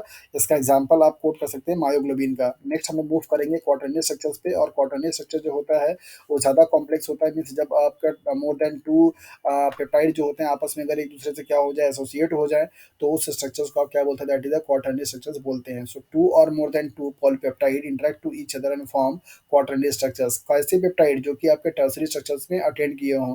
तो टर्शियरी कन्फॉर्मेशंस में वाले 2 या 2 से अधिक अगर आपके पेप्टाइड आपस में इंटरेक्ट हो जाते हैं, तो उसको आप बोलते हैं that is the quaternary structures. जैसे आपका हीमोग्लोबिन जो होता है वो आपका 4 पेप्टाइड चेन का मिलकर के बना हुआ होता है, जिसमें से आपके 2 क्या होते हैं, अल्फा होते हैं, और 2 क्या होता है आपका बीटा होता है। तो ये आपका डिफरेंट पेप्टाइड चेन से मिलकर के बनने वाला प्रोटीन है, दैट इज वाई आप हीमोग्लोबिन को क्वाटरनरी स्ट्रक्चर के नाम से जानते हैं। सो हाइड्रोफोबिक इंटरेक्शंस होगा, इलेक्ट्रोस्टैटिक इंटरेक्शंस होंगे, हाइड्रोजन बॉन्ड होगा, वैन डेर वाल होगा, कोवैलेंट बॉन्ड होगा, ये सारे आपके बॉन्ड क्या होंगे यहाँ पे पाए जाएंगे। तो यहाँ पे आपको 3 आपको कलर दिखाई दे रही है, 3 आपके क्या है, पेप्टाइड है। तो एक पेप्टाइड ये, दूसरा पेप्टाइड ये, तीसरा पेप्टाइड ये तीनों आपस में क्या है, टर्शियरी स्ट्रक्चर्स में है, और एक दूसरे से क्या है, एसोसिएटेड है। तो ये क्वाटरनरी स्ट्रक्चर को क्या करते हैं, फॉर्म करते हैं। सो इस तरीके से आपने देखा कि प्रोटीन का जो स्ट्रक्चर्स होगा वो 4 लेवल पे कैटेगराइज किया जाता है, primary, secondary, tertiary and quaternary. और उसके बेसिस पे आप देख पाएँ कि यहाँ पे कौन-कौन से बॉन्ड, कौन-कौन से स्ट्रक्चर्स में मेजॉरिटी क्या करते हैं, रोल प्ले करते हैं, जो कि आपके एग्जाम के लिए बहुत ही इंपॉर्टेंट हो जाता है। सो नेक्स्ट हम लोग देखेंगे chemical interaction with the protein structures. तो कौन-कौन से केमिकल इंटरेक्शंस हैं जो कि प्रोटीन के स्ट्रक्चर्स में पार्टिसिपेट करते हैं। ये सारे इंटरेक्शंस वही हैं जो अभी जस्ट आप देख कर के आ रहे हैं। तो कोवैलेंट बॉन्ड होगा, डाइसल्फाइड बॉन्ड होगा, पेप्टाइड बॉन्ड होगा, नॉन कोवैलेंट बॉन्ड में आपका आयनिक बॉन्ड होगा, हाइड्रोजन बॉन्ड होंगे, हाइड्रोफोबिक बॉन्ड होगा, हाइड्रोफिलिक बॉन्ड होगा, वॉन डेर वाल इंटरेक्शंस होंगे। और इन सारे बॉन्ड को लेकर के पहले ही बायोकेमिस्ट्री में पढ़ा दिया हूँ। जो लोग अभी जुड़े हुए हैं शॉर्ट में समझ लें। डाइसल्फाइड बॉन्ड आपका बेसिकली पेप्टाइड मतलब प्रोटीन से पाया जाता है, और उसको बनाने वाला जो अमीनो एसिड है वो सिस्टीन है। और डाइसल्फाइड बॉन्ड 2 थायरो ग्रुप के बीच में क्या होता है, बनता है। थायरो ग्रुप जिसे आप एसएच ग्रुप के नाम से जानते हैं। पेप्टाइड बॉन्ड जस्ट अभी आपको ब्रीफ किया कि क्या मतलब होता है। आयनिक बॉन्ड हमेशा मेटल और नॉन मेटल के बीच में पाए जाते हैं। हाइड्रोजन बॉन्ड जब आपका 2 इलेक्ट्रोनेगेटिव की एलिमेंट के बीच में आपका हाइड्रोजन बॉन्ड क्या हो, कोवैलेंटली हो। जैसे सपोज आपका यहाँ पे एक एचएफ मॉलिक्यूल्स है, और दूसरा आपका एचएफ मॉलिक्यूल है, राइट, इस तरीके से। ओके। तो यहाँ पे एच और एफ के बीच में क्या है आपका कोवेलेंट बॉन्ड है। तो इस कोवेलेंट बॉन्ड में चूंकि यहाँ पे आपका जो एच और एफ है उसमें से फ्लोरीन की इलेक्ट्रॉनिक क्या है ज़्यादा होती है। तो ये जो इसके एक बॉन्ड बराबर दो इलेक्ट्रॉन्स होते हैं, ये जो दोनों आपके इलेक्ट्रॉन्स होंगे उनकी डेंसिटी क्या होती है, इस फ्लोरीन की तरफ क्या करती है, मूव कर जाती है, just because of the electronegative power. तो फ्लोरीन की तरफ जब आपका ये इलेक्ट्रॉन की डेंसिटी क्या होगी, मूव करेगी, तो यहाँ पे चार्ज क्या आएगा, that is the partial negative. और जब इलेक्ट्रॉन की शिफ्टिंग इधर हो जाएगी तो इसके पास जो चार्ज आएगा क्या आएगा, पार्शियल पॉजिटिव। ऐसे ही सिमिलरली यहाँ पे क्या आएगा, दैट इज पार्शियल, इस वाले फ्लोरीन पे पार्शियल नेगेटिव और इस पे क्या आएगा, पार्शियल पॉजिटिव। तो ऐसा कोई मॉलिक्यूल्स जहाँ पे आपका दो मतलब एक हाइड्रोजन जो हो कोवेलेंटली बॉन्ड से जुड़ा हुआ हो, किससे, एक इलेक्ट्रोनेगेटिव एलिमेंट से, और दूसरा वाला जो मॉलिक्यूल हो उसका हाइड्रोजन के ऊपर जो आपका पॉजिटिव चार्ज है, इसके पास आपका नेगेटिव चार्ज है। इन्हीं पॉजिटिव और नेगेटिव के बीच में जो इंटरेक्शंस होता है आप उसको हाइड्रोजन बॉन्ड क्या करके नाम से जानते हैं। तो हाइड्रोजन बॉन्ड कब बनेगा, किसके किसके बीच में बनेगा, ये सवाल आपसे बहुत इंपॉर्टेंट पूछा जाता है। तो पूरे पीरियोडिक टेबल में जितने भी एलिमेंट पाए जाते हैं उनमें से सिर्फ और सिर्फ तीन एलिमेंट ऐसे हैं जो कि हाइड्रोजन बॉन्ड को बना सकते हैं। पहला है आपका फ्लोरीन है, दूसरा आपका ऑक्सीजन है, तीसरा आपका क्या है, नाइट्रोजन है। जब कभी भी किसी भी मॉलिक्यूल्स में ये वाले सेंट्रल मीन्स ये वाले एलिमेंट अगर आपके सेंट्रल एलिमेंट का काम करेंगे और वहाँ पे हाइड्रोजन इससे कोवेलेंटली बॉन्ड बनाया हुआ होगा, तो डेफिनेटली आप वहाँ पे हाइड्रोजन बॉन्ड लगा सकते हैं। जैसे एग्जांपल के तौर पे आपको दिया गया that is the H F molecules, दूसरा आपको दिया गया H2O मॉलिक्यूल्स, तीसरा आपको दिया गया NH3 मॉलिक्यूल्स। ये सारे मॉलिक्यूल्स आपको जो दिए जा रहे हैं ये एग्जांपल किसके हैं, हाइड्रोजन बॉन्ड को बनाने वाले। तो कभी कभी आपसे कंपाउंड दे करके ये पूछ दिया जाता है कि कौन से मॉलिक्यूल्स में हाइड्रोजन बॉन्ड बनेगा या नहीं बनेगा। फॉर एग्जांपल अगर मैं आपको यहाँ पे दे दूँ CCl4 means carbon tetrachloride, H2SO4, और इसके बाद आपको मैं यहाँ पे दे दूँ दैट इज NaCl, या आपको दे दूँ यहाँ पे CH3 या CH4।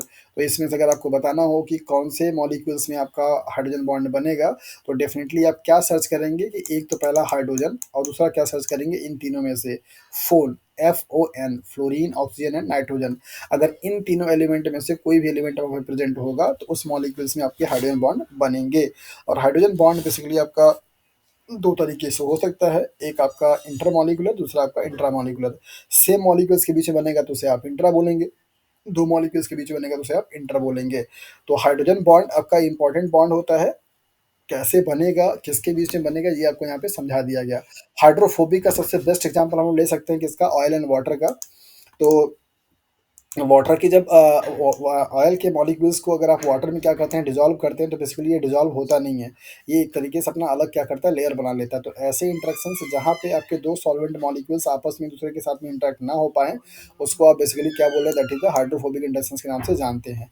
और ऐसा क्यों हो रहा है, क्योंकि जैसा कि आपको मालूम है कि किसी भी मटेरियल का अगर वाटर में अगर आप वो सॉलिबिलिटी अगर होती है, उसके पीछे का लॉजिक क्या होता है कि वाटर मॉलिक्यूल्स में एक जो ऑक्सीजन होता है वो बेसिकली चार हाइड्रोजन बॉन्ड से क्या होता है, बना हुआ होता है, इस तरीके से ऐसे चार हाइड्रोजन बॉन्ड से जुड़े हुए होते हैं। तो जब भी कोई सॉल्वेंट या जब भी कोई सॉलिड पार्टिकल्स आप वाटर में डिजॉल्व करते हैं, तो उस टाइम पे होता क्या है वहाँ पे कि वो मॉलिक्यूल्स, ये जो वाटर मॉलिक्यूल के बीच में बना हुआ हाइड्रोजन बॉन्ड होता है, उसको क्या करता है, रिप्लेस करता है, मीन्स उसको ब्रेक करता है और अपने आकर क्या करता है, हाइड्रोजन बॉन्ड बना लेता है। तब जाकर के कोई भी मॉलिक्यूल्स आपका वाटर में क्या होगा, सॉल्युबल होगा। तो लिपिड के जो मॉलिक्यूल्स होते हैं वो बेसिकली डिसोसिएट मतलब हाइड्रोजन बॉन्ड को ब्रेक नहीं कर पाते हैं और उसके साथ में हाइड्रोजन बॉन्ड नहीं बना पाते। दैट इज वाई वो उसके साथ में क्या करता है, रिपल्सन शुरू करना शुरू कर देता है। तो लिपिड मॉलिक्यूल्स उस रिपल्सन से बचने के लिए क्या करते हैं, अपने आप को मिनिमम से मिनिमम एरिया में क्या करते हैं, समराइज करते हैं, मतलब अपने आप को रख लेते हैं ताकि कम से कम रिपल्सन फोर्स उस पर क्या हो, अप्लाई हो पाए। दैट इज वाई आप देखते हैं कि जब कभी भी वाटर मॉलिक्यूल्स में अगर कोई भी ऑयल का चीज़ अगर गिर जाता है तो हमेशा ऐसे छोटे से ड्रॉप के फॉर्म में रहता है, ऐसे पूरा फैला हुआ नहीं रहता है। ऐसा इसलिए क्योंकि ये चाहता है कि इस वाटर मॉलिक्यूल्स पे क्या करता है, रिपल्सन फोर्स लगाता है, क्योंकि इसके साथ में ये हाइड्रोजन बॉन्ड बना नहीं पाता है। तो इस रिपल्सन फोर्स को मिनिमाइज करने के लिए ऑयल के जो ड्रॉप होते हैं वो अपने आप को क्या करते हैं, कम से कम एरिया में मैनेज करते हैं, तो उसको आप ऑयल ड्रॉप के नाम से जानते हैं। तो ये आपका एग्जाम्पल हाइड्रोफोबिक हो जाएगा। हाइड्रोफिलिक का मतलब सेम है कि दो ऐसे जो कि आपस में मतलब वाटर के साथ में क्या हो, सॉल्युबल हो, उसको आप हाइड्रोफिलिक के नाम से जानते हैं। वाटर वॉल इंटरेक्शंस बेसिकली किसी भी स्टेट ऑफ मैटर में, लिक्विड हो, सॉलिड हो, गैस हो, दो पास में रखे गए जो मॉलिक्यूल्स होते हैं उनमें जो इंटरेक्शंस लगता है उसे आप वाटर वॉल इंटरेक्शंस के नाम से जानते हैं। तो ये सारे आपके नॉन कोवैलेंट इंटरेक्शंस की कैटेगरी में आते हैं और आपके प्रोटीन्स के स्ट्रक्चर में क्या करते हैं, पार्टिसिपेट करते हैं। यहाँ पे आपको एग्जांपल दिया गया है किसका, दैट इज हाइड्रोजन बॉन्ड का। आप इसको देख सकते हैं, पार्शियल नेगेटिव, पार्शियल पॉजिटिव, और यही जो आपका एक इंटरेक्शन है उसको उसको आप क्या बोलते हैं, हाइड्रोजन बॉन्ड बोलते हैं। तो हाइड्रोजन बॉन्ड को पहचानने के लिए सिर्फ 3 चीज़ का आपको ध्यान रखना है, FON जो कि आप भूल नहीं पाएँगे, विदाउट फ़ोन का काम आपका चलता नहीं है। तो फ्लोरीन है, ऑक्सीजन है, नाइट्रोजन है, इन तीनों एलिमेंट के साथ में अगर कहीं पे भी हाइड्रोजन आपको दिख जाएगा मॉलिक्यूल्स पे, तो आप वहाँ पे टिक लगा के आ जाना कि हाइड्रोजन बॉन्ड बनेगा। यहाँ पे आपको डाइसल्फाइड बॉन्ड के बारे में दिखाया जा रहा है, इसको आप बोलते हैं थायोल ग्रुप। तो यहाँ पे आपका क्या होता है, ऑक्सीडेशंस होता है, मीन्स 2 हाइड्रोजन ग्रुप आपके क्या होते हैं, यहाँ से हाइड्रोजन मॉलिक्यूल्स निकल जाते हैं, तो इन दोनों के बीच में क्या बनेगा, आपका डाइसल्फाइड बॉन्ड बनेगा। डाइसल्फाइड बॉन्ड आपका एक पेप्टाइड मीन्स कोवैलेंट बॉन्ड का क्या होता है, एग्जांपल होता है, ये आपको पहले ही बता दिया। और बाकी आपके जो पेप्टाइड बॉन्ड होंगे वो कैसे बनेंगे, ये आप यहाँ पे देख पा रहे हैं, जिसको मैंने पहले ही आपको स्टार्टिंग में ही बता दिया था। तो ये तीनों आपके इंपॉर्टेंट थे, डाइसल्फाइड बॉन्ड, हाइड्रोजन बॉन्ड और पेप्टाइड बॉन्ड। तो यहाँ पे आपको डायग्राम बना करके दिखाया गया। नेक्स्ट हम लोग देखेंगे कि आपका जो 3 डायमेंशन शेप है प्रोटीन्स का वो क्या है, कैसे आप उसको डिटरमाइन करते हैं, कौन-कौन से टेक्निक आप इसके लिए लगा सकते हैं। तो यहाँ पे हम लोग देखेंगे कि किसी भी प्रोटीन्स का जो 3 डायमेंशनल स्ट्रक्चर्स होता है उसको डिफाइन करने से पहले या उसको बताने से पहले आपको किन-किन फेज़ से गुजरना होता है। तो सिंपल सी बात है, जब भी किसी प्रोटीन्स को अगर आप 3 डायमेंशनल स्ट्रक्चर्स लेना चाहते हैं तो सबसे पहले उस प्रोटीन को क्या करना पड़ेगा, आपको आइसोलेट करना पड़ेगा।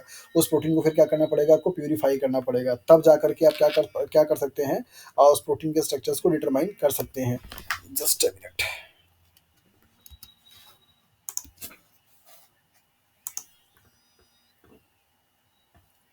हेलो। हाँ, हाँ, नजीम भाई बताइए। अ, कैसे, किसने किया?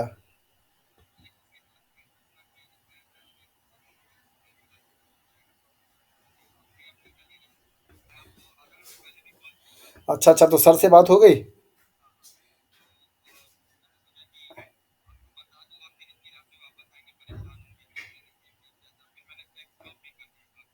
अच्छा, अच्छा, अभी तो मैं जस्ट क्लास ही ले रहा था, तो ये नहीं मतलब सर से क्या बात हुई फिर? हाँ, हाँ।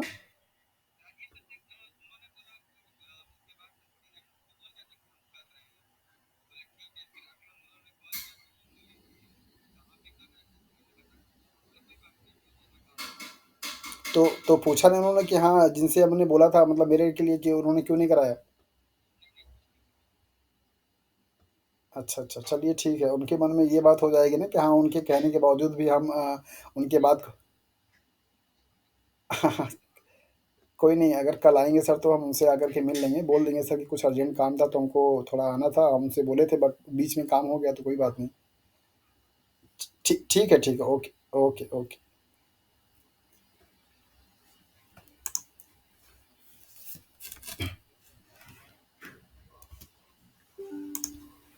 Okay, so sorry for interruptions. So यहाँ पे हम लोग अब देखेंगे 3 डायमेंशनल शेप के बारे में प्रोटीन्स के कि क्या-क्या पॉसिबिलिटी आपकी बन सकती है किसी भी प्रोटीन्स के 3 डायमेंशनल स्ट्रक्चर्स को आपको जानने के लिए।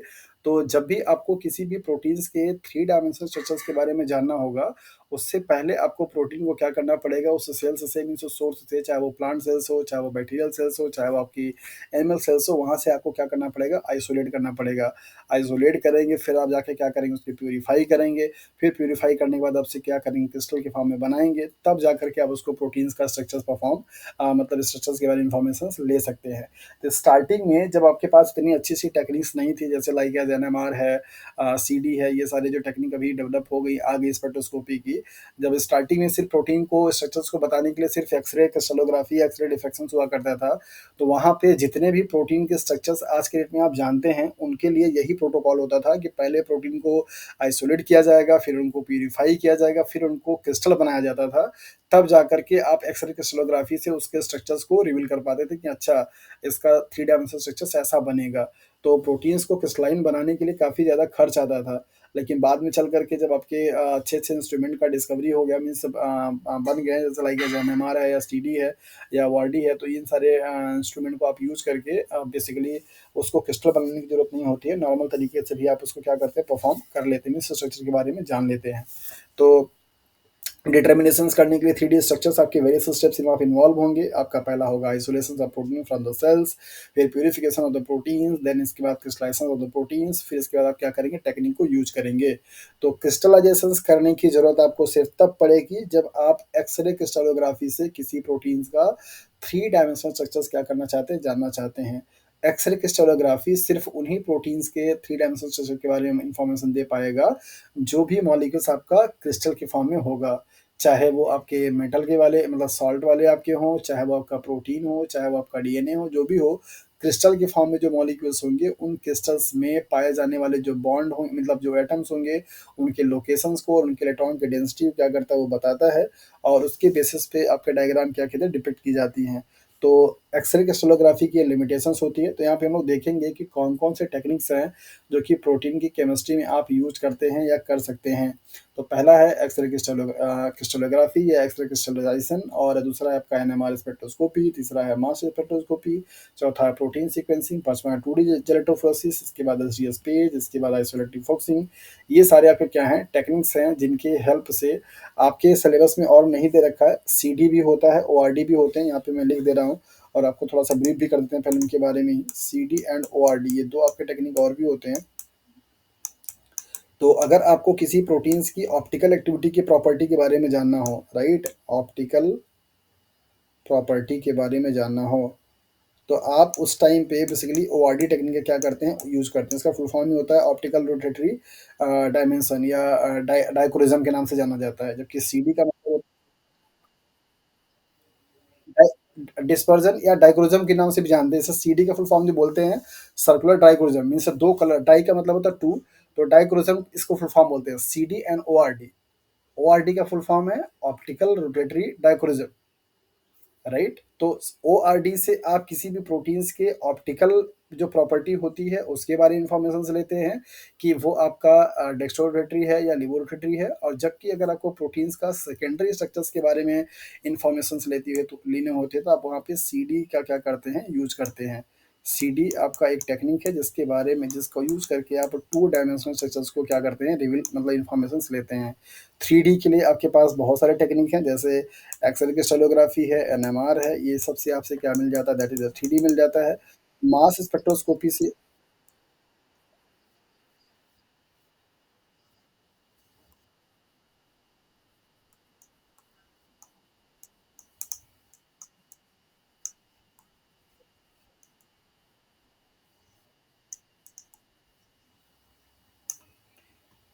सीडी का जो फुल फॉर्म होता है वो होता है आपका सर्कुलर डाइक्रोरिज्म।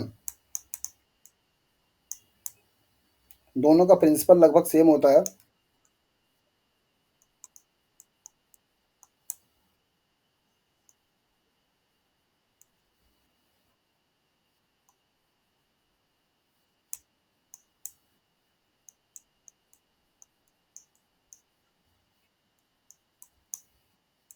जी, बिल्कुल।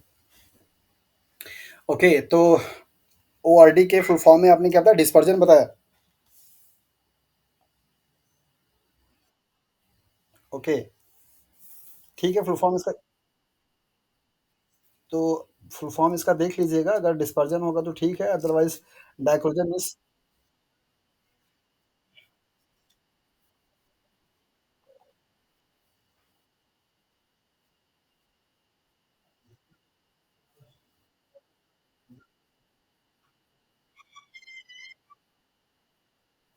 इसीलिए तो उसका नाम रखा गया था डाइक्रोजन मीन्स यहाँ पे 2 आपके जो फेजेस होते हैं ना उनको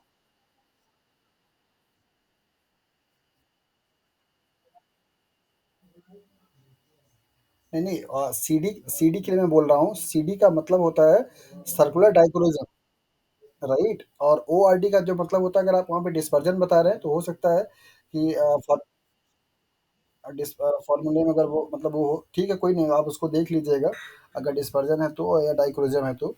और बेसिकली दोनों के प्रिंसिपल सेम होते हैं, दोनों एक जैसे प्रिंसिपल पे ही क्या करते हैं काम करते हैं, सीडी और ओआरडी, लेकिन इनका अलग-अलग जो होता है यूज़ अलग-अलग होते हैं। सीडी से आप बेसिकली 2 डायमेंशंस या 3 डायमेंशंस स्ट्रक्चर्स को 3D स्ट्रक्चर्स को रिवील करते हैं, जबकि आप ओआरडी से किसी भी प्रोटीन्स का ऑप्टिकल जो रोटेशंस होता है उसको ऑप्टिकल प्रॉपर्टी क्या करते हैं, आप उसको मेज़रमेंट करते हैं, तो उसके लिए आप ओआरडी टेक्निक को क्या करते हैं, यूज़ करते हैं।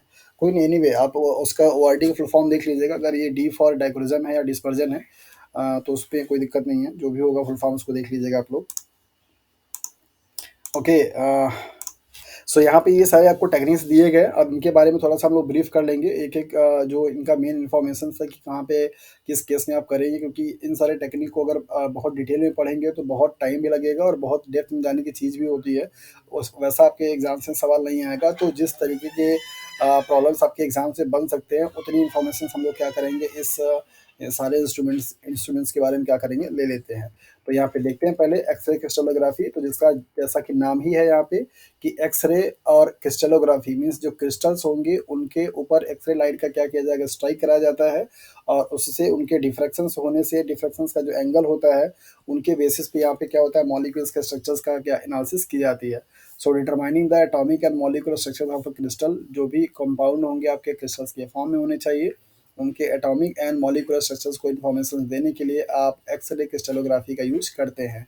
बायोलॉजिकल सिस्टम में इस एक्स-रे क्रिस्टलोग्राफी का यूज़ करके आप प्रोटीन्स के बारे में या डीएनए का आपका जो स्ट्रक्चर्स होता है, 3 डायमेंशंस उनको बना सकते हैं। लेकिन प्रॉब्लम यहाँ पे ये होती है कि जिस किसी भी मॉलिक्यूल्स का आप एक्स-रे क्रिस्टलोग्राफी कराना चाहते हैं, उन प्रोटीन्स को पहले आपको क्रिस्टल के फॉर्म में कन्वर्ट करना पड़ेगा। So measure the angle and intensities of the diffracted beams, जब किसी भी क्रिस्टल के मॉलिक्यूल्स पे एक्सरे की लाइट क्या कहती है, स्ट्राइक कराई जाती है, तो वहाँ पे आपका डिफ्रैक्शंस होता है, तो उस डिफ्रैक्शंस के एंगल और उनकी जो इंटेंसिटीज होती हैं, उन दोनों को मेजर करके वो आपका वहाँ पे एक क्या बनता है, डायग्राम बनता है। तो उसी डायग्राम को लेकर के एक्सरे क्रिस्टलोग्राफी क्या करती है, इमेज पिक करती है, बताती है कि हाँ, ये वाले स्ट्रक्चर का ऐसा फिगर बन सकता है। So produce a 3 dimensional pictures of a crystals. और बायोलॉजिकल मॉलिक्यूल्स जो कि जिसके जिन जिन मॉलिक्यूल्स का एक्सरे क्रिस्टलोग्राफी से आप 3 डायमेंशनल स्ट्रक्चर्स डिपिक्ट कर सकते हैं, वो क्या-क्या है, आपके विटामिन्स हैं, ड्रग्स हैं, प्रोटीन्स हैं, डीएनए हैं। तो ये आपके कुछ एग्ज़ाम्पल्स हैं जिनका कि आप यूज़ कर सकते हैं उनके 3 डायमेंशनल स्ट्रक्चर्स को लेने के लिए एक्स-रे क्रिस्टलोग्राफी का। Molecule must be in crystal form, ये इसका एक लिमिटेशन पॉइंट भी बोल सकते हैं कि जितने भी मॉलिक्यूल्स का आप एक्स-रे क्रिस्टलोग्राफी कराना चाहते हैं, उन सारे मॉलिक्यूल्स को पहले क्रिस्टल के फॉर्म में प्रेज़ेंट होना क्या है, ज़रूरी होता है। सो न्यूक्लियर मैग्नेटिक रेजोनेंस यहाँ पे है, दैट इज़ द एनएमआर। इसका फुल फॉर्म भी कभी-कभी ऐसे पूछा जाता है और ये एनएमआर एक स्पेक्ट्रोस्कोपी है। तो यहाँ से पहला सवाल आपसे ये पूछा जाता है कि इस स्पेक्ट्रोस्कोपी में जो लाइट आपकी इलेक्ट्रोमैग्नेटिक रेडिएशन से यूज़ की जाती है, वो कौन से वेवलेंथ की यूज़ होती है? जैसा कि आपने यहाँ पे एक्स-रे देखा, तो यहाँ पे आप लिख लेंगे एक्स-रेज़ रेडिएशंस यूज़ होती है, जबकि यहाँ पे एनएमआर में रेडियो वेव फ्रीक्वेंसी क्या होती है, यूज़ होती है। और इस इंस्ट्रूमेंट को काम करने के लिए जो प्रिंसिपल होता है वो ये कि ऐसे एटॉमिक या ऐसे मॉलिक्यूल्स जिनकी जिनके पास क्या हो, स्पिन हो, क्या हो, स्पिन हो। तो नॉर्मल आपके जो एटम्स होते हैं उनमें आपके जो इलेक्ट्रॉन्स हैं, प्रोटॉन्स हैं या न्यूट्रॉन्स हैं, उनका खुद की एक्सिस पे क्या होता है, रोटेशंस होते हैं और उनके रोटेशंस की वजह से क्या होता है, आपका स्पिन जनरेट होता है। किसी भी एटम्स में इलेक्ट्रॉन्स और प्रोटॉन के स्पिन का जो वैल्यू होती है वो 1/2 से आप रिप्रेजेंट करते हैं। तो अगर किसी एटम्स में number of electron and number of protons आपके क्या होंगे, बराबर-बराबर होंगे, तो उसकी स्पिन क्या हो जाती है, 0 हो जाती है। सो एनएमआर सिर्फ ऐसे मॉलिक्यूल्स दे सकते हैं जिन एटम्स के पास या तो वो क्या हो, ऑड नंबर का आपका एटॉमिक मास हो, ऑड नंबर ऑफ एटॉमिक मास, या फिर आपका ऑड नंबर का क्या हो, एटॉमिक मास हो, और या को आपको क्या हो, एटॉमिक नंबर हो। दोनों में से हो या दोनों भी होंगे तो भी चलेगा आपका। तो इन 2 कंडीशंस में से कोई एक कंडीशंस आपका मिलना चाहिए। जैसे मतलब इसका मीन ये क्या हुआ कि ऐसे एटम्स या मॉलिक्यूल्स जिनका आपका एटॉमिक नंबर या एटॉमिक मास क्या होगा, आपका ऑड नंबर में होगा, उनमें क्या होगा, आपका स्पिन जनरेट हो पाएगा, इनसे स्पिन बन पाएगा और तब जाकर के वो मॉलिक्यूल्स आपका न्यूक्लियर मैग्नेटिक रेजोनेंस की स्पेक्ट्रोस्कोपी में क्या करेगा, काम कर पाएगा। तो ऐसे एटम्स या ऐसे स्पीसीज ऑफ एटम जिनके पास मैग्नेटिक होती है, मीन्स न्यूक्लियर मैग्नेटिक होता है और या स्पिन होती है, उसको आप एनएमआर एक्टिव एटम या एनएमआर एक्टिव न्यूक्लियाई के नाम से जानते हैं। जैसे फॉर एग्जांपल अगर मैं आपको यहाँ पे लिख दूँ कि हाइड्रोजन है, फिर आपका यहाँ पे कार्बन है, फिर आपका यहाँ पे नाइट्रोजन है, फिर आपका यहाँ पे ऑक्सीजन है। इनका एटॉमिक नंबर मैं यहाँ पे लिख दूँ, जैसे 1 है, इनका यहाँ पे 6 है, इनका यहाँ पे 7 है, इनका यहाँ पे 8 है, और इनका अगर एटॉमिक मास लिख दिया जाए तो यहाँ पे 1 है, यहाँ पे 12 है, और यहाँ पे आपका 14 है, और यहाँ पे आपका क्या है, 16 है, इस तरीके से। तो अगर आपसे यहाँ से पूछा जाए कि हाँ, कौन सा मॉलिक्यूल, या मान लीजिए इसको नाइट्रोजन का आइसोटोप लिख दें, यहाँ पे 15 लिख दें। अगर आपसे यहाँ पे पूछा जाए कि कौन सा मॉलिक्यूल्स आपका एनएमआर स्पेक्ट्रोस्कोपी दे सकता है, तो आप जस्ट सिर्फ एटम्स के एटॉमिक मास या एटॉमिक नंबर को देख करके बता सकते हैं कि हाँ, कौन सा मॉलिक्यूल आपका एनएमआर देगा और कौन सा नहीं देगा। तो मैंने आपको बताया कि जितने भी इवन नंबर वाले आपके एटॉमिक नंबर एटॉमिक मास वाले होंगे, वो सबकी सबका स्पिन क्या होगा, आपका जीरो होगा। और जीरो स्पिन वाले कभी भी आपका एनएमआर नहीं देंगे। जिनके पास स्पिन की वैल्यू होगी, चाहे वो आपका माइनस हाफ में हो या फिर आपका प्लस हाफ में हो, ऐसे स्पीसीज या ऐसे एटॉमिक न्यूक्लियाई एनएमआर स्पेक्ट्रोस्कोपी क्या करते हैं, देते हैं। और ये एनएमआर स्पेक्ट्रोस्कोपी किसी भी मॉलिक्यूल्स का थ्री डायमेंशनल स्ट्रक्चर्स को बताने में हेल्प करता है। कब? जब आपका वो मॉलिक्यूल्स आपका किसी एक्वस फेज में भी हो, लिक्विड फेज में हो। इस स्पेक्ट्रोस्कोपी से किसी भी मॉलिक्यूल्स को आपको क्रिस्टल बनाने की ज़रूरत नहीं होती है। तो एक्सरे क्रिस्टलोग्राफी की जो लिमिटेशंस थी वो एनएमआर स्पेक्ट्रोस्कोपी से दूर की जाती है।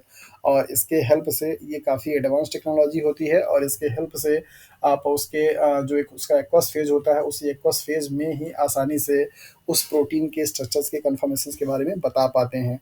ये एनएमआर आपका एटम्स के बेसिस पे कई कैटेगरी का होता है। जैसे हाइड्रोजन के लिए एनएमआर होते हैं, नाइट्रोजन के लिए होता है, कार्बन के लिए होता है।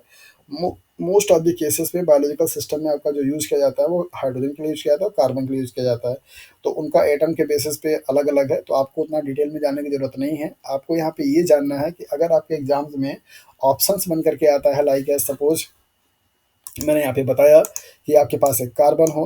बायोलॉजिकल सिस्टम में पाए जाने वाले 5 एलिमेंट जो कि इंपॉर्टेंट हैं, कार्बन है, नाइट्रोजन है, ऑक्सीजन है, फास्फोरस है और आपका हाइड्रोजन है। तो इनमें से कौन-कौन से आपके एटम्स एनएमआर स्पेक्ट्रोस्कोपी देंगे, अगर आपको यहाँ पे इसका नंबर लिख दिया जाए तो जैसे हाइड्रोजन का 1 एंड 1, फास्फोरस का आपका 15 एंड 30 और इसके बाद ऑक्सीजन का आपका 8 एंड 16, नाइट्रोजन का आपका 7 एंड 14 और आपका कार्बन का 6 एंड 12। तो कंडीशन आपको बताया गया कि जब कभी भी किसी एटम्स का एटॉमिक मास या एटॉमिक नंबर अगर आपका ऑड नंबर में होगा, मींस ऑड नंबर होंगे, तो वो आपका एनएमआर स्पेक्ट्रोस्कोपी दे देगा। ये एक बहुत इजी पॉइंट आपको समझने के लिए था। आप यहाँ पे देखिए, हाइड्रोजन के पास दोनों ही क्या आपका ऑड नंबर है, तो ये आपका एनएमआर दे सकता है। और बाकी यहाँ पे क्या था, ओके, फॉस्फेट था, फास्फोरस था। तो यहाँ पे आपका ये क्या है, 16 है, सॉरी 15 है। तो ये ऑड नंबर है, तो ये भी आपको क्या करेगा, एनएमआर देगा। बाकी ऑक्सीजन आपका एनएमआर नहीं दे पाएगा। अगर ये इस फॉर्म में होगा तो इसका अगर आइसोटोपिक फॉर्म यूज़ किया जाएगा ऑक्सीजन का 17 या 18 वाला, तो वो दे सकता है। नाइट्रोजन का ये नेचुरल वाला जो फॉर्म है वो एनएमआर नहीं देगा, लेकिन नाइट्रोजन 15 अगर यूज़ किया जाएगा तो आपका एनएमआर क्या करेगा, ये दे देगा। कार्बन का ये नॉर्मल फॉर्म नहीं देगा, लेकिन कार्बन का आपका दूसरा फॉर्म होता है 13 और एक फॉर्म होता है आपका 14। तो कार्बन के 3 आइसोटोप्स में से सिर्फ और सिर्फ एक आइसोटोप क्या करेगा, देगा, मीन्स 13 वाला दे देगा एनएमआर। तो एनएमआर स्पेक्ट्रोस्कोपी क्या है, ये थ्री डायमेंशनल स्ट्रक्चर्स को बताने के लिए एक टेक्निक यूज की जाती है। इलेक्ट्रोमैग्नेटिक रेडिएशंस को क्या करता है, यूज करता है। और उस इलेक्ट्रोमैग्नेटिक रेडिएशंस में से जो रेडियो वेव्स होती हैं, उन फ्रीक्वेंसी की लाइट को क्या करता है, ये यूज करता है। और सिर्फ ऐसे मॉलिक्यूल्स या ऐसे एटम्स जिनके पास स्पिन हो, उन न्यूक्लियाई को क्या करता है, ये रिकॉग्नाइज करता है और उनके स्ट्रक्चर्स को बताता है। तो स्पिन होने के लिए जो जरूरी है वो क्या है, आपको बताया गया कि अगर इक्वल नंबर ऑफ इलेक्ट्रॉन या इक्वल नंबर ऑफ आपके प्रोटॉन्स होंगे किसी भी एटम में, तो उनका जो स्पिन होगा वो कैंसिल आउट हो जाता है। तो स्पिन होने के लिए odd number of atomic number या odd number of atomic mass चाहिए होगा, तब जाकर के स्पिन क्या होगा, जनरेट होगा। सो यहाँ पर आपको इन्फॉर्मेशन दिया जा रहा है कि ये रेडियो वेव्स क्या करता है, यूज करता है। और ये रेडियो वेव्स की फ्रीक्वेंसी, मतलब ये इलेक्ट्रोमैग्नेटिक रेडिएशंस का क्या होता है, पार्ट होता है। Use to determine 3D of a protein in liquid state. इसके लिए किसी भी प्रोटीन्स को क्रिस्टल बनाने की जरूरत नहीं होती है, और crystal state is not required और more advance than the x ray crystallography. तो ये 4 पॉइंट आपको यहाँ पे बताए गए। Nuclei possess spin only can only be analysed. ऐसे न्यूक्लियाई या ऐसे न्यूक्लियस जिनके पास स्पिन होती है, सिर्फ उन्हीं न्यूक्लियस का एनालिसिस आप कर सकते हैं एनएमआर में। तो एनएमआर की भी लिमिटेशन निकल करके आ गई कि ये सिर्फ ऐसे ही मॉलिक्यूल्स के बारे में इंफॉर्मेशन दे पाएगा जिनका आपका न्यूक्लियाई के पास क्या हो, स्पिन हो। और स्पिन होने के लिए उसके पास odd number of atomic number या एटॉमिक मास आपका होना चाहिए। तो एनएमआर एक्टिव न्यूक्लियाई क्या क्या है। हाँ जी।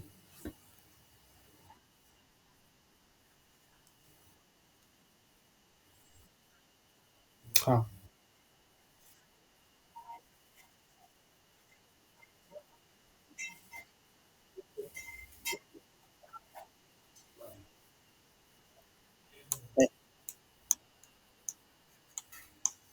आपको कंडीशंस दिया गया कि या तो एटॉमिक मास या तो एटॉमिक नंबर, दोनों में से कोई भी अगर आपका ऑड होगा तो वो आपको स्पिन देगा।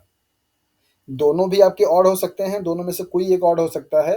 कंडीशंस ना देने वाले सिर्फ ये है कि दोनों जब आपके इवन फॉर्म में हो, मतलब दोनों ही आपके इवन नंबर अगर होंगे तो उस कंडीशंस में वो आपका एनएमआर स्पेक्ट्रोस्कोपी नहीं देगा।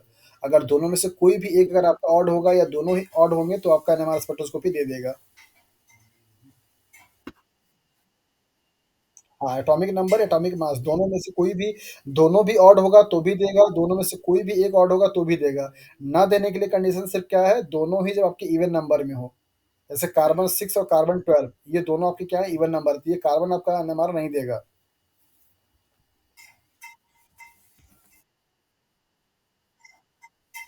प्रोटॉन, न्यूट्रॉन प्लस इलेक्ट्रॉन, तीनों तीनों की स्पिन होती है अपनी अपनी। और इन तीनों की स्पिन से वहाँ पे क्या होता है, आपके एक मैग्नेटिक फील्ड जनरेट होता है। तो इलेक्ट्रॉन और proton most of the cases में आपके एटम्स में क्या होते हैं, इक्वल होते हैं। तो उनके जो आपकी स्पिन होती है वो कैंसिल आउट हो जाती है। तो जो ऑड नंबर आपका बनता है वो किसकी वजह से, न्यूट्रॉन की वजह से।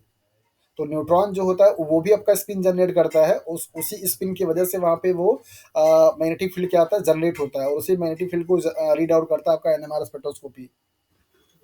जैसे फॉर एग्जांपल मैं आपको यहाँ पे बताऊँ, वैसे अगर आपको यहाँ पे दिया जाए तो किसी भी एटम्स में नंबर ऑफ इलेक्ट्रॉन्स और नंबर ऑफ प्रोटॉन्स क्या होंगे, हमेशा इक्वल होंगे, राइट। जैसे सपोज अगर आपका यहाँ पे ये 7 है और ये 14 है, तो यहाँ पे इसका मतलब क्या हुआ कि यहाँ पे इलेक्ट्रॉन की संख्या भी क्या है आपकी 7 है, प्रोटॉन का नंबर भी आपका क्या है 7 है, और न्यूट्रॉन का नंबर भी क्या है आपका 7 है। तो सबके सब आपके क्या है, मतलब एक नंबर, एक जैसे नंबर हैं। और अगर आपका यहाँ पे नाइट्रोजन 14 के, नाइट्रोजन 7 के साथ में नाइट्रोजन अगर आपका 15 हो जाए, तो यहाँ पर आपका क्या होगा, अलग वैल्यू आएगी, मतलब इलेक्ट्रॉन की वैल्यू आएगी आपकी 7, प्रोटॉन की वैल्यू आएगी आपकी 7, जबकि न्यूट्रॉन की वैल्यू आएगी कितनी आपकी, दैट इज 8। तो ये जो आपका ऑड नंबर होता है, उस ऑड नंबर से स्पिन क्या होती है, कैंसिल नहीं हो पाती है। इक्वल इक्वल नंबर आपके अगर होंगे तो वो एक दूसरे के स्पिन को क्या करते हैं, कैंसिल आउट कर देते हैं, क्योंकि एक स्पिन की वैल्यू आपकी पॉजिटिव में होगी और दूसरे की आपकी क्या होगी, नेगेटिव में होगी। जैसा आपने आबा प्रिंसिपल में पढ़ रखा है, या आपने हाइजेनबर्ग के प्रिंसिपल में पढ़ा हुआ है कि ये जो आपके ऑर्बिटल्स की फीलिंग होती है इलेक्ट्रॉन्स का, वो कुछ इस तरीके से, तो जो ये इलेक्ट्रॉन्स होते हैं उनका ओरिएंटेशन हमेशा जैसे अपोजिट में दिखाया जाता है। तो आप एक इलेक्ट्रॉन को अपर डायरेक्शन से, दूसरे इलेक्ट्रॉन को नेगेटिव डायरेक्शन में, तो ये इसके लिए जो आपकी वैल्यू आती है क्या आती है, प्लस, आप एक एक के लिए आपकी आती है माइनस हाफ, दूसरे के लिए आती है आपकी प्लस प्लस हाफ। तो ये दोनों एक दूसरे को क्या करते हैं, कैंसिल कर देते हैं। कभी भी आपको ऐसे दो इलेक्ट्रॉन्स जो भरे जाने की आपको तरीका बताया जाता है कि आप एक ऑर्बिटल में दोनों इलेक्ट्रॉन्स को सेम ओरिएंटेशन में अगर आप भरते हैं, चाहे ऐसे चाहे ऐसे, तो ये आपका केमिस्ट्री के रूल के अकॉर्डिंग गलत है।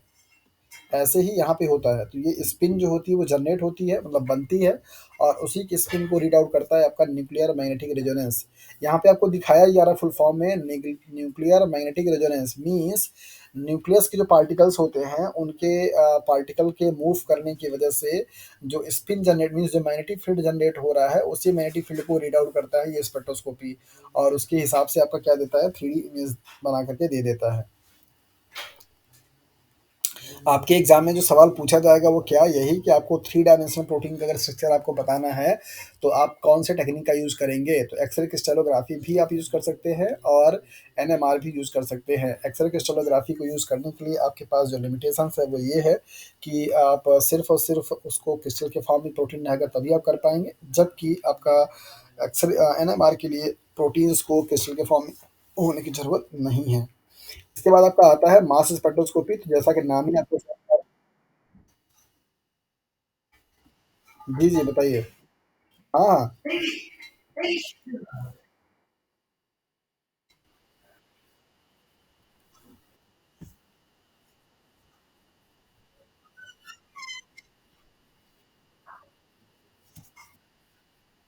क्या क्या यूज़ कर, किसके लिए करना है?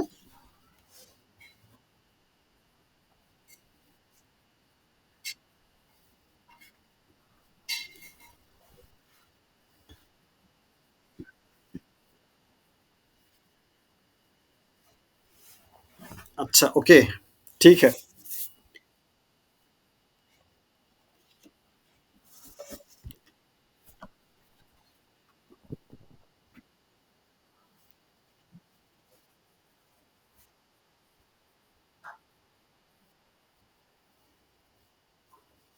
ठीक है, ठीक है, आपके आपकी बात को हम समझ गए। और मतलब आप जो कहना चाह रहे हैं कि अगर आपको मॉलिक्यूलर लेवल के बेसिस पे अगर एनालिसिस करनी है कोई भी मॉलिक्यूल्स का, तो आप उसके बेसिस पे कौन टेक्निक यूज़ करेंगे? ठीक है, ओके,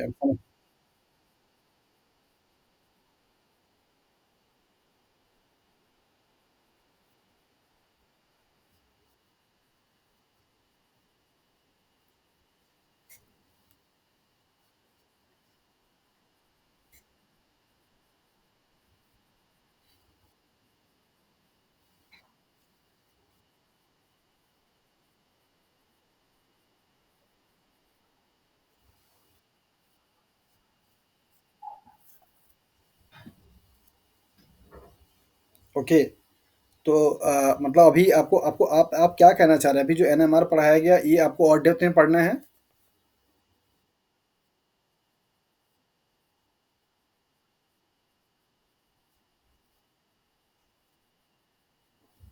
आपके आपके आपके एनएमआर से जो क्वेश्चंस आएँगे मैं आपको बता दे रहा हूँ। आपको नंबर ऑफ एटम्स या नंबर ऑफ मॉलिक्यूल्स दे दिए जाते हैं और आपको उसमें से बताना होता है कि हाँ, कौन-सा मॉलिक्यूल्स आपका एनएमआर स्पेक्ट्रोस्कोपी से डिटरमाइन किया जा सकता है या किस किस वाले मॉलिक्यूल्स का आप एनएमआर कर सकते हैं, ये आपसे एनएमआर से क्वेश्चंस पूछा जाता है। दूसरा, प्रोटीन के रेफरेंस वगैरह से पूछा जाएगा, तो प्रोटीन के आपके 3 डायमेंशंस, 2 डायमेंशनल स्ट्रक्चर्स को बताने के लिए आप कौन-कौन से टेक्निक को यूज़ कर सकते हैं और सबसे ज़्यादा बेटर कौन है, इस तरीके से पूछा जाता है। तो 3 डायमेंशनल स्ट्रक्चर्स को यूज़ बताने के लिए आप 2-3 टेक्निक को यूज़ कर सकते हैं। एक्स-रे क्रिस्टलोग्राफी है, उसको भी आप यूज़ कर सकते हैं। सीडी है, आप उसको भी यूज़ कर सकते हैं। एनएमआर है, आप उसको भी यूज़ कर सकते हैं। जिसमें से सबसे एडवांस जो टेक्निक है, वो एनएमआर मानी जाती है और ये स्पेक्ट्रोस्कोपी के बेस्ड होती है। यहाँ पे रेडियो फ्रीक्वेंसी आप यूज़ करते हैं। तो इस टाइप के पॉसिबल सवाल आपसे बनते हैं। ठीक है? ओके, देखिए एक चीज़ तो आप लोगों को पहले भी बता चुका हूँ कि जो भी टॉपिक आप लोग यहाँ पे पढ़ रहे हैं उसको और डेप्थ में और डिटेल में पढ़ा जा सकता है। ऐसा नहीं कि एनएमआर का अभी एनएमआर का ये समझिए कि आपने सिर्फ़ बेसिक चीज़ जाना है। अभी उसके में उसमें जो केमिकल की शिफ्टिंग होती है, कैसे उसके पीक्स आते हैं, आप मॉलिक्यूल्स को देख कर के कैसे बताएँगे कि अगर आप इसका एनएमआर स्पेक्ट्रोस्कोपी कराते हैं तो कितने डिफरेंट टाइप के पीक्स आते हैं। जैसे अगर आपको यहाँ पे एक एग्ज़ाम्पल के तौर पे दे दिया जाए कि ये वाला मॉलिक्यूल है, लाइक जो CH3 है और CH2OH है या CH3 है, फिर इसके बाद CH है, फिर इसके बाद CH2OH है। अगर ये वाला आपको मॉलिक्यूल दे दिया जाए, तो अगर आप एनएमआर कराएँगे, तो इस एनएमआर में जो आपकी पीक्स आएँगी, वो कितनी आएँगी, ये सब सवाल भी आपसे बनता है एनएमआर से। लेकिन चूँकि आप यहाँ पे केमिस्ट्री की डिटेल नहीं पढ़ रहे हैं, राइट? और दूसरी चीज़ ये है कि टाइम का लिमिटेशंस भी है। तो थोड़ा-सा आपको एक इन्फॉर्मेशंस होना चाहिए कि एनएमआर टेक्निक क्या है, किस लिए यूज़ करते हैं, क्या इसका प्रिंसिपल है। और ये इतना चीज़ अगर आप जान लेते हैं टेक्निक के बारे में, तो काफ़ी सारा चीज़ आपको इन्फॉर्मेशंस मिल जाता है। तो आपका जो आपके जो लेवल पे प्रॉब्लम्स आएँगे वो होपफुली आपके सॉल्व हो जाने चाहिए, ऐसा कोई दिक्कत नहीं होना चाहिए।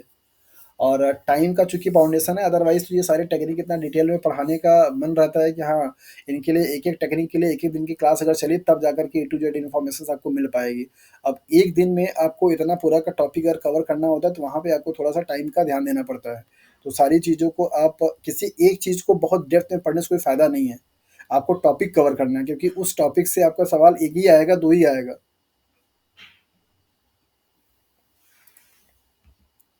ओके, सो मास स्पेक्ट्रोस्कोपी बेसिकली क्या है, ये दोनों तरीके का आपका एनालिसिस करता है, क्वालिटेटिव भी और क्वांटिटेटिव भी। मीन्स कोई भी अगर मॉलिक्यूल्स अगर आपका अननोन है तो आप उसको आइडेंटिफाई भी कर लेते हैं और आइडेंटिफाई करने के बाद आप उसके बारे में उसका क्वांटिटी भी पता कर सकते हैं। इस पर्पस के लिए ये मास स्पेक्ट्रोस्कोपी टेक्निक क्या की जाती है, यूज़ की जाती है। तो किसी भी अननोन मॉलिक्यूल्स के क्वालिटेटिव और क्वांटिटेटिव एस्टिमेशंस के लिए यूज़ किया जाता है और ये आपका जो प्रिंसिपल है जिस पे की बेसिस पे ये काम करता है, वो मास बाई चार्ज की रेशियो का इस पे रूल फॉलो होता है। ये एग्ज़ाम में आपके सवाल पूछा जाता है कि मास स्पेक्ट्रोस्कोपी किस क्वांटिटी को क्वांटिफ़ाई करता है या किस बेसिस पे क्या है बेस्ड होती है। सो आप यहाँ पे इसको याद रखें, M/Z means mass by charge का रेशियो जो होता है उसको वो बताता है और used to analyse mass of a unknown molecule. तो मास स्पेक्ट्रोस्कोपी नाम से समझ में आ रहा है कि कोई भी अननोन मॉलिक्यूल्स होगा तो उसके मास के बारे में इन्फॉर्मेशंस ये देता है। और widely used for the protein sequencing and identification. तो प्रोटीन के सीक्वेंसिंग में या उसके आइडेंटिफिकेशंस में मास स्पेक्ट्रोस्कोपी का आप यूज़ कर सकते हैं और इस तरीके से इसका यूज़ होता है मतलब प्रोटीन की इंजीनियरिंग में। नेक्स्ट आपका जो टेक्निक है that is the protein sequencing. तो ये प्रोटीन सीक्वेंसिंग के बारे में आपको पहले तो पढ़ाया नहीं हो, डीएनए सीक्वेंसिंग पढ़ाया था, तो प्रोटीन सीक्वेंसिंग अपने आप में काफ़ी अच्छा टॉपिक है और काफ़ी लंबी टॉपिक है। तो यहाँ पे प्रोटीन सीक्वेंसिंग से मतलब क्या हो जाता है कि किसी भी प्रोटीन में नंबर ऑफ जो आपके ऑर्डर है आपके अमीनो एसिड्स का, उन ऑर्डर को अच्छे तरीके से जानना। तो प्रोटीन को सीक्वेंस करने से पहले, मतलब सीक्वेंसिंग करने से पहले आपको क्या करते हैं, डाइजेस्ट कराते हैं, अलग-अलग फ्रेगमेंट में क्या करते हैं, ब्रेकआउट करते हैं, तब जाकर के उसके छोटे-छोटे फ्रेगमेंट की आप सीक्वेंसिंग करते हैं। तो सीक्वेंसिंग जो होती है वो 2 तरीके से की जाती है, एन टर्मिनल पे और सी टर्मिनल पे। तो इससे आपके जो सवाल बनते हैं वो ये बनते हैं कि इन मेथड्स में यूज़ किए जाने वाले जो जिन्होंने इसको डिस्कवर किया, जिन्होंने इसको बताया, उनके नाम पे ही यहाँ पे रिएजेंट का नाम दिया जाता है। जैसे सेंगर रिएजेंट है या एडमॉन रिएजेंट है, तो ये कौन से होते हैं और ये किस चीज़ को करने के लिए यूज़ किए जाते हैं, ये सवाल आपसे बनता है। तो सेंगर के बारे में आप लोग पढ़ कर के आए हैं, डीएनए सीक्वेंसिंग को लेकर के, जहाँ पे उन्होंने चेन टर्मिनेशन मेथड दिया था। सो बायोलॉजिकल साइंस में सेंगर साहब एक ऐसे साइंटिस्ट रहे हैं जिनको एक ही लाइफ में 2 बार नोबेल प्राइज़ मिला है। ये अपने आप में बहुत बड़ी अचीवमेंट है। उनको एक बार नोबेल प्राइज़ मिला था डीएनए के सीक्वेंसिंग के लिए, और दूसरी बार उनको मिला दैट इज़ द प्रोटीन की सीक्वेंसिंग करने के लिए। तो उन्होंने ही सबसे पहले स्टार्टिंग में प्रोटीन के अमीनो एसिड्स को सीक्वेंस करके बताने की कोशिश की थी कि हाँ, कैसे आप इसको सीक्वेंस कर सकते हैं। सो सिंगर साहब को एक ही बार, मतलब एक ही अपनी लाइफ में 2 बार नोबेल प्राइज़ मिला था। ये अपने आप में काफ़ी बड़ी अचीवमेंट हो जाती है। यहाँ पे लोगों को एक बार नोबेल प्राइज़ नहीं मिल पाता। उन्होंने ऐसा काम कर दिया कि दोनों बार काम का उनका नोवेल रहा। एक बार उन्होंने डीएनए को सीक्वेंसिंग कर दिया, दूसरी बार उन्होंने प्रोटीन की सीक्वेंसिंग कर दी, और आज भी वो मेथड बहुत रिलायबल है और बहुत अच्छे तरीके से काम करते हैं। मैक्स मोस्ट ऑफ दी आपके जो जहाँ पे जीनोमिक्स पे काम हो रही है, जो एनालाइज़र आते हैं, मतलब जो सीक्वेंसर्स होते हैं, वो इन्हीं मेथड्स पे काम करते हैं। चाहे वो सेंगर मेथड का आपका डीएनए सीक्वेंसिंग का हो या प्रोटीन सीक्वेंसिंग का हो। तो इन मेथड्स से आप छोटे-छोटे जो फ्रेगमेंट होते हैं प्रोटीन्स के, उनकी सीक्वेंसिंग कर पाते हैं। तो यहाँ पे कुछ इंपॉर्टेंट फैक्ट है जिनको हम लोग यहाँ पे देख लेते हैं। प्रोटीन सीक्वेंसिंग अपने आप में टॉपिक बड़ा है, तो सारा सब कुछ कवर करना पॉसिबल नहीं है। तो यहाँ पे जो चीज़ आपके लिए इंपॉर्टेंट है वो आपको ज़रूर यहाँ पे मिल जाएगी। So process of determining the amino acid sequences of all and part of the proteins और पेप्टाइड, किसी भी पेप्टाइड का या प्रोटीन्स का जो सीक्वेंसेस अमीनो एसिड्स के, उनके ऑर्डर को क्या करना, सीक्वेंस को डिटरमाइन करने के प्रोसेस को आप प्रोटीन सीक्वेंसिंग के नाम से जानते हैं। तो प्रोटीन सीक्वेंसिंग बेसिकली आपका एन टर्मिनल हो सकता है और सी टर्मिनल हो सकते हैं। ज़्यादातर केसेस में आपके एन टर्मिनल से किए जाते हैं। सी टर्मिनल की ज़रूरत कब पड़ती है, जब आपका एन टर्मिनल क्या किया जाए, मॉडिफाई कर दिया जाता है। तो मोस्ट ऑफ द टाइम पे जो भी आपके प्रोटीन्स होते हैं उनको, उनकी सीक्वेंसिंग एन टर्मिनल से की जाती है। तो एन टर्मिनल को पहले क्या किया जाता है, किसी भी ऐसे रीजेंट से क्या करते हैं, ट्रीट करा देते हैं। फिर इसके बाद उसको क्या करते हैं, छोटे-छोटे फ्रेगमेंट पे तोड़ देते हैं, और उन छोटे-छोटे फ्रेगमेंट का फिर से क्या करते हैं, सीक्वेंसिंग करते हैं। तो उनको ऑर्डर के फॉर्म में बनाया जाता है।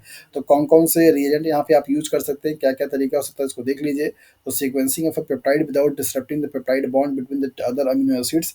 तो एन टर्मिनल में क्या किया जाता है कि आप किसी भी प्रोटीन्स के एन टर्मिनल को पहले क्या करते हैं, उसको किसी रिएजेंट से रिएक्ट कराते हैं, और ये कराने के लिए मतलब आप जो सीक्वेंसिंग होती है वहाँ पे दूसरे अमीनो एसिड के बीच में बने हुए जो पेप्टाइड बॉन्ड होते हैं उनको विदाउट ब्रेकिंग ही इसमें क्या किया जाता है, मीन्स एडिशंस किए जाते हैं, मीन्स रिएक्शंस कराए जाते हैं, और उनके रिएक्शंस के बेसिस पे प्रोटीन के जो अमीनो एसिड का सीक्वेंसेस होते हैं उनको क्या किया जाता है, नोन किया जाता है। तो without disrupting amino peptide bond, ये आपका प्रोसेस क्या करता है, काम करता है। तो यहाँ पे आपका जो एन टर्मिनल के लिए यूज़ किया जाने वाला मेथड है वो एडवांस डिग्रेडेशन है। ये साइंटिस्ट का नाम है। इन्होंने प्रोटीन को छोटे-छोटे फ्रेगमेंट में क्या किया, ब्रेकआउट किया, और उन छोटे-छोटे फ्रेगमेंट को अलग-अलग करके क्या किया, काउंटिंग सीक्वेंसिंग की अमीनो एसिड्स का। So advance degradation is a very important reaction for the protein sequencing, और इसमें करते क्या हैं, able to sequence peptide up to approximately 50 amino acids long peptide. 50 amino acid तक के जो बने हुए आपके पेप्टाइड्स होंगे उनको क्या कर सकते हैं, एडवांस डिग्रेडेशन मेथड से कर सकते हैं। तो अगर कोई लॉन्ग पेप्टाइड चेन होती है तो पहले उसको क्या किया था, डिग्रेड किया था, मीन्स ब्रेकआउट किया था छोटे-छोटे फ्रेगमेंट में, तब जाकर के उन फ्रेगमेंट का अलग-अलग सीक्वेंसिंग की जाती है। सो एडवांस डिग्रेडेशंस के मेथड में यूज़ किए जाने वाला जो रिएजेंट होता है उसको आप एडवांस रिएजेंट के नाम से जानते हैं, जिसमें आपका नाम दिया जाता है that is the phenyl isothiocyanate. और ये फिनाइल आइसोथियोसाइनेट जो होता है वो रिएक्ट करता है किससे, N terminal of amino acid से। तो एग्जाम में आपके सवाल ये पूछा जाता है कि आपके एडवांस डिग्रेडेशन मेथड में कौन सा केमिकल यूज़ किया जाता है एन टर्मिनल को रिएक्ट कराने के लिए या एन टर्मिनल को कोड करने के लिए। तो यहाँ पे आपको एग्जांपल दिया जा रहा है that is the phenyl isothiocyanate. ये आपका एडवांस डिग्रेडेशन से रिएजेंट के या एडवांस रिएजेंट के नाम से भी जाना जाता है। एन टर्मिनल को डिटरमाइन करने के लिए 3 केमिकल क्या कहते हैं यूज़ किए जाते हैं, जिसमें से एक आपका होता है एडमॉन्ड रिएजेंट और 2 आपके होते हैं सेंगर रिएजेंट। तो ये आपके सेंगर रिएजेंट या एडमॉन्ड रिएजेंट के नाम से ही सवाल पूछे जाते हैं। सो फिनाइल आइसोथायोसाइनेट आपका एडमॉन्ड डिग्रेडेशन में इन्वॉल्व होता है और ये एडमॉन्ड का क्या है रेजिडेंट भी माना जाता है और ये आपके एन टर्मिनल पे जाकर क्या करेगा रिएक्ट करेगा। सेंगर ने 2 केमिकल्स को यूज़ किया जिसका नाम है पहला आपका एक डेंसिल क्लोराइड है, ये सबसे ज़्यादा कॉमन पूछा जाता है एग्जाम्स में। तो डेंसिल क्लोराइड आपका सिंगर का रिएजेंट है और दूसरा आपका क्या है दैट इज द 1,4,2,4 डाइनाइट्रोबेंजीन, ये भी आपका क्या है सिंगर का रिएजेंट है ये। और इन तीनों केमिकल का ही एन टर्मिनल मेथड में मींस डिटर्मिनेशन के मेथड में क्या करते हैं यूज करते हैं। तो ये 3 केमिकल हैं और इन तीनों केमिकल्स का 2 कैटेगरी है, एक एनमॉन रिएजेंट है, दूसरा आपका सिंगर रिएजेंट है। यही रिएजेंट का ही नाम आपसे पूछा जाता है कि ये वाले रिएजेंट किसको मतलब एडमॉन रिएजेंट कौन से हैं। आपको 3 ऑप्शन ये मान लीजिए 4 ऑप्शनों को दे दिया जाएगा 1,4,2,4 डाइनाइट्रोबेंजीन या डेंसिल क्लोराइड या फिनाइल आइसोथायोसाइनेट। तो इसमें से आपको फाइंड आउट करना रहेगा कि हाँ सिंगर में रिएजेंट कौन है और एडमॉन रिएजेंट कौन है। नेक्स्ट आपका है that is C terminal amino acid का एनालिसिस। तो इसके लिए आप कार्बोक्सी पेप्टाइड एक एंजाइम होता है इसको आप यूज कर लेते हैं। सो मोस्ट कॉमन मेथड होता है as to carboxy peptidase enzyme जो कि प्रोटीन्स की सी टर्मिनल पर जाकर क्या करता है काम करता है और सी टर्मिनल की अमीनो एसिड की सीक्वेंसिंग तब जरूरत पड़ती है जब आपका एन टर्मिनल क्या किया जाए मॉडिफाई कर दिया जाए। एन टर्मिनल का जो सीक्वेंसिंग होती है उसकी लिमिटेशंस ये होता है कि अगर किसी केस में किसी केमिकल से अगर आपने एन टर्मिनल को क्या किया है मॉडिफाई कर दिया है तो उस केस में आप ये सारे जो प्रोसेस होते हैं वो नहीं कर पाते हैं। तो उस केसेस में मेजॉरिटी जो आपकी प्रोटीन की सीक्वेंसिंग की जाती है वो एन टर्मिनल से की जाती है। जिस किसी केस में प्रोटीन में कोई एन टर्मिनल पे मॉडिफिकेशन हो जाता है तो वहाँ पे आप सी टर्मिनल का क्या करते हैं यूज कर लेते हैं। तो ये इन्फॉर्मेशन थी आपकी प्रोटीन सीक्वेंसिंग को लेकर के। इसके बाद आपका आता है दैट इज द 2D जेलेटोफोरेसिस। तो जैसा कि आपको नाम से समझ में आ रहा है कि यहाँ पे 2 टेक्निक का क्या होता है आपका यूज किया जाता है मीन्स कंबाइंड फॉर्म किए जाते हैं। एक आपका होता है आइसोलेटिक फोकसिंग और दूसरा होता है आपका एसडीएस पेज। तो आइसोलेटिक फोकसिंग बेसिकली क्या होती है फर्स्टली जो प्रोटीन्स होते हैं उनको सेपरेट किया जाता है based on the PI value means isoelectric point के बेसिस पे। तो आइसोलेटिक पॉइंट के बेसिस पे करने के लिए क्या करते हैं पीएच ग्रेडियंट बना लेते हैं और किसमें एक आइसोलेटिक फोकसिंग जेल में जिस जो कि बना होता है किसका एम्फोलाइट्स का बना होता है। कभी कभी आपसे सवाल ये भी पूछ दिया जाता है कि आइसोलेटिक पॉइंट में या आइसोलेटिक फोकसिंग में जो पीएच ग्रेडियंट बनाते हैं वो किस चीज़ का बनाते हैं, सॉल्ट का बनाते हैं, एसिड या बेस का बनाते हैं या किसका बनाते हैं। या फिर आपसे ये भी पूछा जाता है कि आइसोलेटिक फोकसिंग जो ग्रेडियंट बनाते हैं वो बनाते किस में है। तो आप इसको समझिए कि एक ट्यूब में होता है, वर्टिकल कोई ट्यूब रहती है और उसमें क्या होता है आपका जेल होता है और उस जेल में आपके जो कंपोनेंट्स होते हैं वो आपका क्या होता है एम्फोलाइट्स होते हैं। तो एम्फोलाइट्स बेसिकली वो हो सकते हैं जो कि आपके एम्फोटेरिक नेचर के हो सकते हैं मीन्स पॉजिटिव एंड नेगेटिव हो सकते हैं। तो ये पीएच ग्रेडियंट बनाने के लिए एम्फोलाइट का क्या किया था यूज़ किया जाता है और ये प्रोटीन्स को उस बेसिस पे से आपका मूव आउट कराता है कि प्रोटीन आपके तब तक मूव करते रहेंगे अपने चार्ज के बेसिस पे जब तक कि उनका पीआई की वैल्यू मीट नहीं कर जाती है। जैसे उनके पीआई की वैल्यू क्या होगी मीट हो जाएगी वहाँ पे कोई भी प्रोटीन्स आपकी क्या करेंगी मूव ऑन नहीं करेगी। तो इस तरीके से सारे प्रोटीन्स आपके जो पीएच का ग्रेडियंट बना हुआ है एक जगह पर मतलब अलग अलग जगह पे क्या करते हैं आकर के स्टैक हो जाते हैं ताकि वहाँ से फर्दर मूवमेंट आपका नहीं हो पाता है। और उसके बाद आप फिर उस प्रोटीन्स को मीन्स जो कि पीआई की वैल्यू पे सेपरेट आउट हुई है उनको आप क्या करते हैं एसडीएस पेज चला देते हैं। तो एसडीएस पेज में आप प्रोटीन मॉलिक्यूल्स का जो सेपरेशन होगा वो मास की बेसिस पे हो जाता है। तो 2D gel electrophoresis basically 2 technique का क्या है आपका कॉम्बिनेशन है। एक आपका आइसोलेटिक फोकसिंग का जहाँ पे प्रोटीन्स पहले चार्जेस के बेसिस पे मीन्स पीआई के वैल्यू पे बेसिस पे क्या होते हैं सेपरेट आउट होते हैं। दूसरे केस में आपका क्या होता है मास के बेसिस पे सेपरेट आउट होते हैं। तो यहाँ पर आप इसको देख लीजिए फिगर में आपको यहाँ पे दिखाया जा रहा है कि ये आपका कोई एक ट्यूब है मीन्स कॉलम है जहाँ पे आइसोलेटिव फोकसिन जेल आपके भरे हुए हैं और इसमें आपका एम्फोलाइट क्या है पीएच ग्रेडियंट के रूप में काम कर रहा है। तो पीएच आपका यहाँ पे क्या है 4 से लेकर के 10 तक का बना हुआ है। प्रोटीन मिक्सर को आपने इसमें डाल दिया। अलग अलग जगह पे आपको जो रेड कलर दिखाई दे रही है अलग अलग पीआई वैल्यू है और अलग अलग पीआई वैल्यू पे डिफरेंट डिफरेंट प्रोटीन्स क्या होती हैं आपकी सेपरेट आउट हो जाती हैं। तो फिर इसी वाले जेल को क्या करते हैं आप यहाँ पे इलेक्ट्रोफोरेसिस करा देते हैं। तो अब यहाँ पे जो आपका मूवमेंट होगा वो मास के बेसिस पे हो जाता है। तो जो प्रोटीन्स का मास सबसे शॉर्टर होगा वो सबसे आपका यहाँ पे दिखाई देगा, जो सबसे हैवियर होगा वो आपका यहाँ पे दिखाई दे जाता है। तो इस तरीके से प्रोटीन मॉलिक्यूल्स को 2D इलेक्ट्रोफोरेसिस में आप सेपरेट आउट कर सकते हैं आइसोलेटिव फोकसिंग और एसडीएस बेस के प्रिंसिपल को यूज करके। तो अगर कोई प्रोटीन जिसका आपका मास सेम होगा तो भी सेपरेट आउट हो जाएगी और अगर कोई प्रोटीन जिसका आइसोलेटिव फोकसिंग आइसोलेटिव पॉइंट सेम होगा तो भी आपका क्या होगा ये सेपरेट आउट हो जाएगा। तो आपसे इस 2D जेलेटोफोरेसिस से सवाल क्या बन सकते हैं। नंबर पहला कि 2D जेलेटोफोरेसिस में पहले प्रोटीन किस बेसिस पे सेपरेट होता है? मतलब कि मास के बेसिस पे या पीआई की वैल्यू पे, या क्या ऑर्डर फॉलो होता है? पहले आप एसडीएस कराते हैं या फिर आप आइसोलेटिव फोकसिंग कराते हैं? तो उसके लिए ऑर्डर आपको यहाँ पहले पता चल गया कि पहले जो प्रोटीन होगी वो चार्ज के बेसिस पे, मीन्स आइसोलेटिव पॉइंट के बेसिस पे होगा। फिर उसके बाद आपका क्या होगा, मास के बेसिस पे होगा, means SDS. So first step में आप क्या कराते हैं, आईईएफ कराते हैं, सेकंड स्टेप में आप एसडीएस कराते हैं। ये इसका क्या होता है, ऑर्डर होता है। इसके बाद नेक्स्ट आपका है molecular disease due to the protein abnormality. आपके बॉडी में या लिविंग सिस्टम में कौन कौन से ऐसे डिजीजेस हैं जो कि प्रोटीन के सिंथेसिस को लेकर के या प्रोटीन के मतलब जीन में कोई अल्ट्रेशंस को लेकर के, मीन्स एब्नॉर्मलिटी अगर हो जाए, तो वो जो डिजीज होंगे उनको बेसिकली हम मॉलिक्यूलर डिजीज के नाम से जानते हैं। तो देख लेते हैं यहाँ पे शॉर्ट में कि कौन कौन से आपके वो डिजीजेस हैं जो कि आपके प्रोटीन के एब्नॉर्मलिटी की वजह से होता है। तो नंबर पहला आपका अल्जाइमर, और ये अल्जाइमर जो डिजीज है ये न्यूरो डिजनरेटिव डिजीज होता है। मतलब आपसे आपके अगर किसी भी पर्सन को अल्जाइमर का प्रॉब्लम अगर हो गया है, तो उसकी जो ब्रेन की एफिशिएंसी होती है वो रिटार्ड हो जाती है। जो आपके न्यूरॉन सेल्स होते हैं वो बेसिकली डिजनरेट होना शुरू हो जाते हैं, उनकी एफिशिएंसी खराब हो जाती है। तो उसके इंटेलेक्चुअल जो होगा वो कम हो जाता है अल्जाइमर डिजीज के पर्सन का। सो इसमें आपके सिम्टम्स क्या क्या आते हैं, difficulty in remembering recent event. अगर कोई भी चीज़ आपने अभी तुरंत का तुरंत किया हुआ है लेकिन आप उसको याद नहीं कर पा रहे हैं, तो आपको अल्जाइमर का क्या है, सिंबल है। तो आप लोग अपने आप में देख लीजिए कि किसको चीज़ें याद रह रही हैं, नहीं याद रह रही हैं। मूड स्विंग हो जाना, मतलब पता लगा आपके मूड का कोई भरोसा नहीं है, कभी भी आप नॉर्मल है, फिर से तुरंत अचानक से आप हाइपर हो जा रहे हैं। लैंग्वेज की प्रॉब्लम हो जाना, या फिर आपका लॉस ऑफ मोटिवेशन, मीन्स आपको खुद में हमेशा एक इनएक्टिवनेस और एक आप लेस एनर्जेटिक अगर आप फील कर रहे हैं, कोई भी आपका काम करने के लिए कोई अंदर से एक्साइटमेंट नहीं है, तो ये भी आपको बताता है एक अल्जाइमर के सिम्टम्स के बारे में। और सेल्फ निगलेक्ट, मीन्स खुद में अपने आप की कोई वैल्यू फील ना हो, मतलब आपको लगे कि यार हम तो कुछ है ही नहीं। ऐसी वाली अगर फीलिंग्स आपके वाइब्स अगर आपके मन में आ रही हैं, तो आप मतलब आप नहीं, मतलब कोई भी पर्सन अगर है ऐसा, तो उसको अल्जाइमर का प्रॉब्लम हो सकता है। और अल्जाइमर की प्रॉब्लम समझा रहे हैं, अभी बढ़ाइए नहीं, अभी खत्म नहीं हुआ है।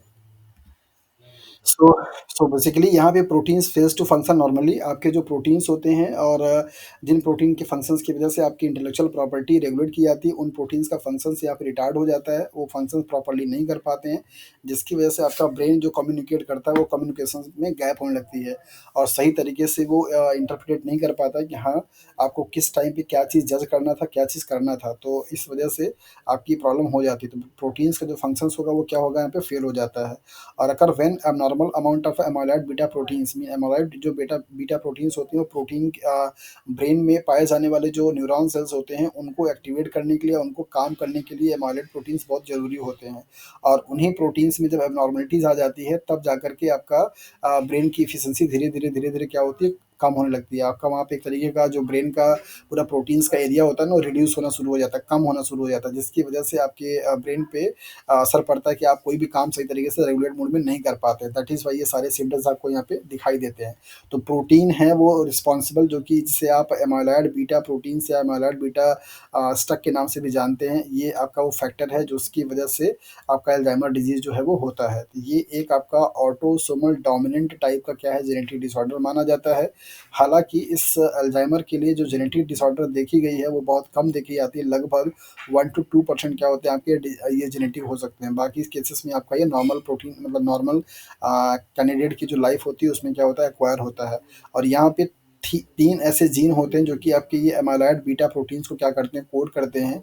और उन तीनों जीन में से किसी अगर जीन में क्या होगा, अगर आपका म्यूटेशंस हो जाता है, वो जीन के नाम आपको दे रखा है EPP, PSEN1 एंड PSEN2।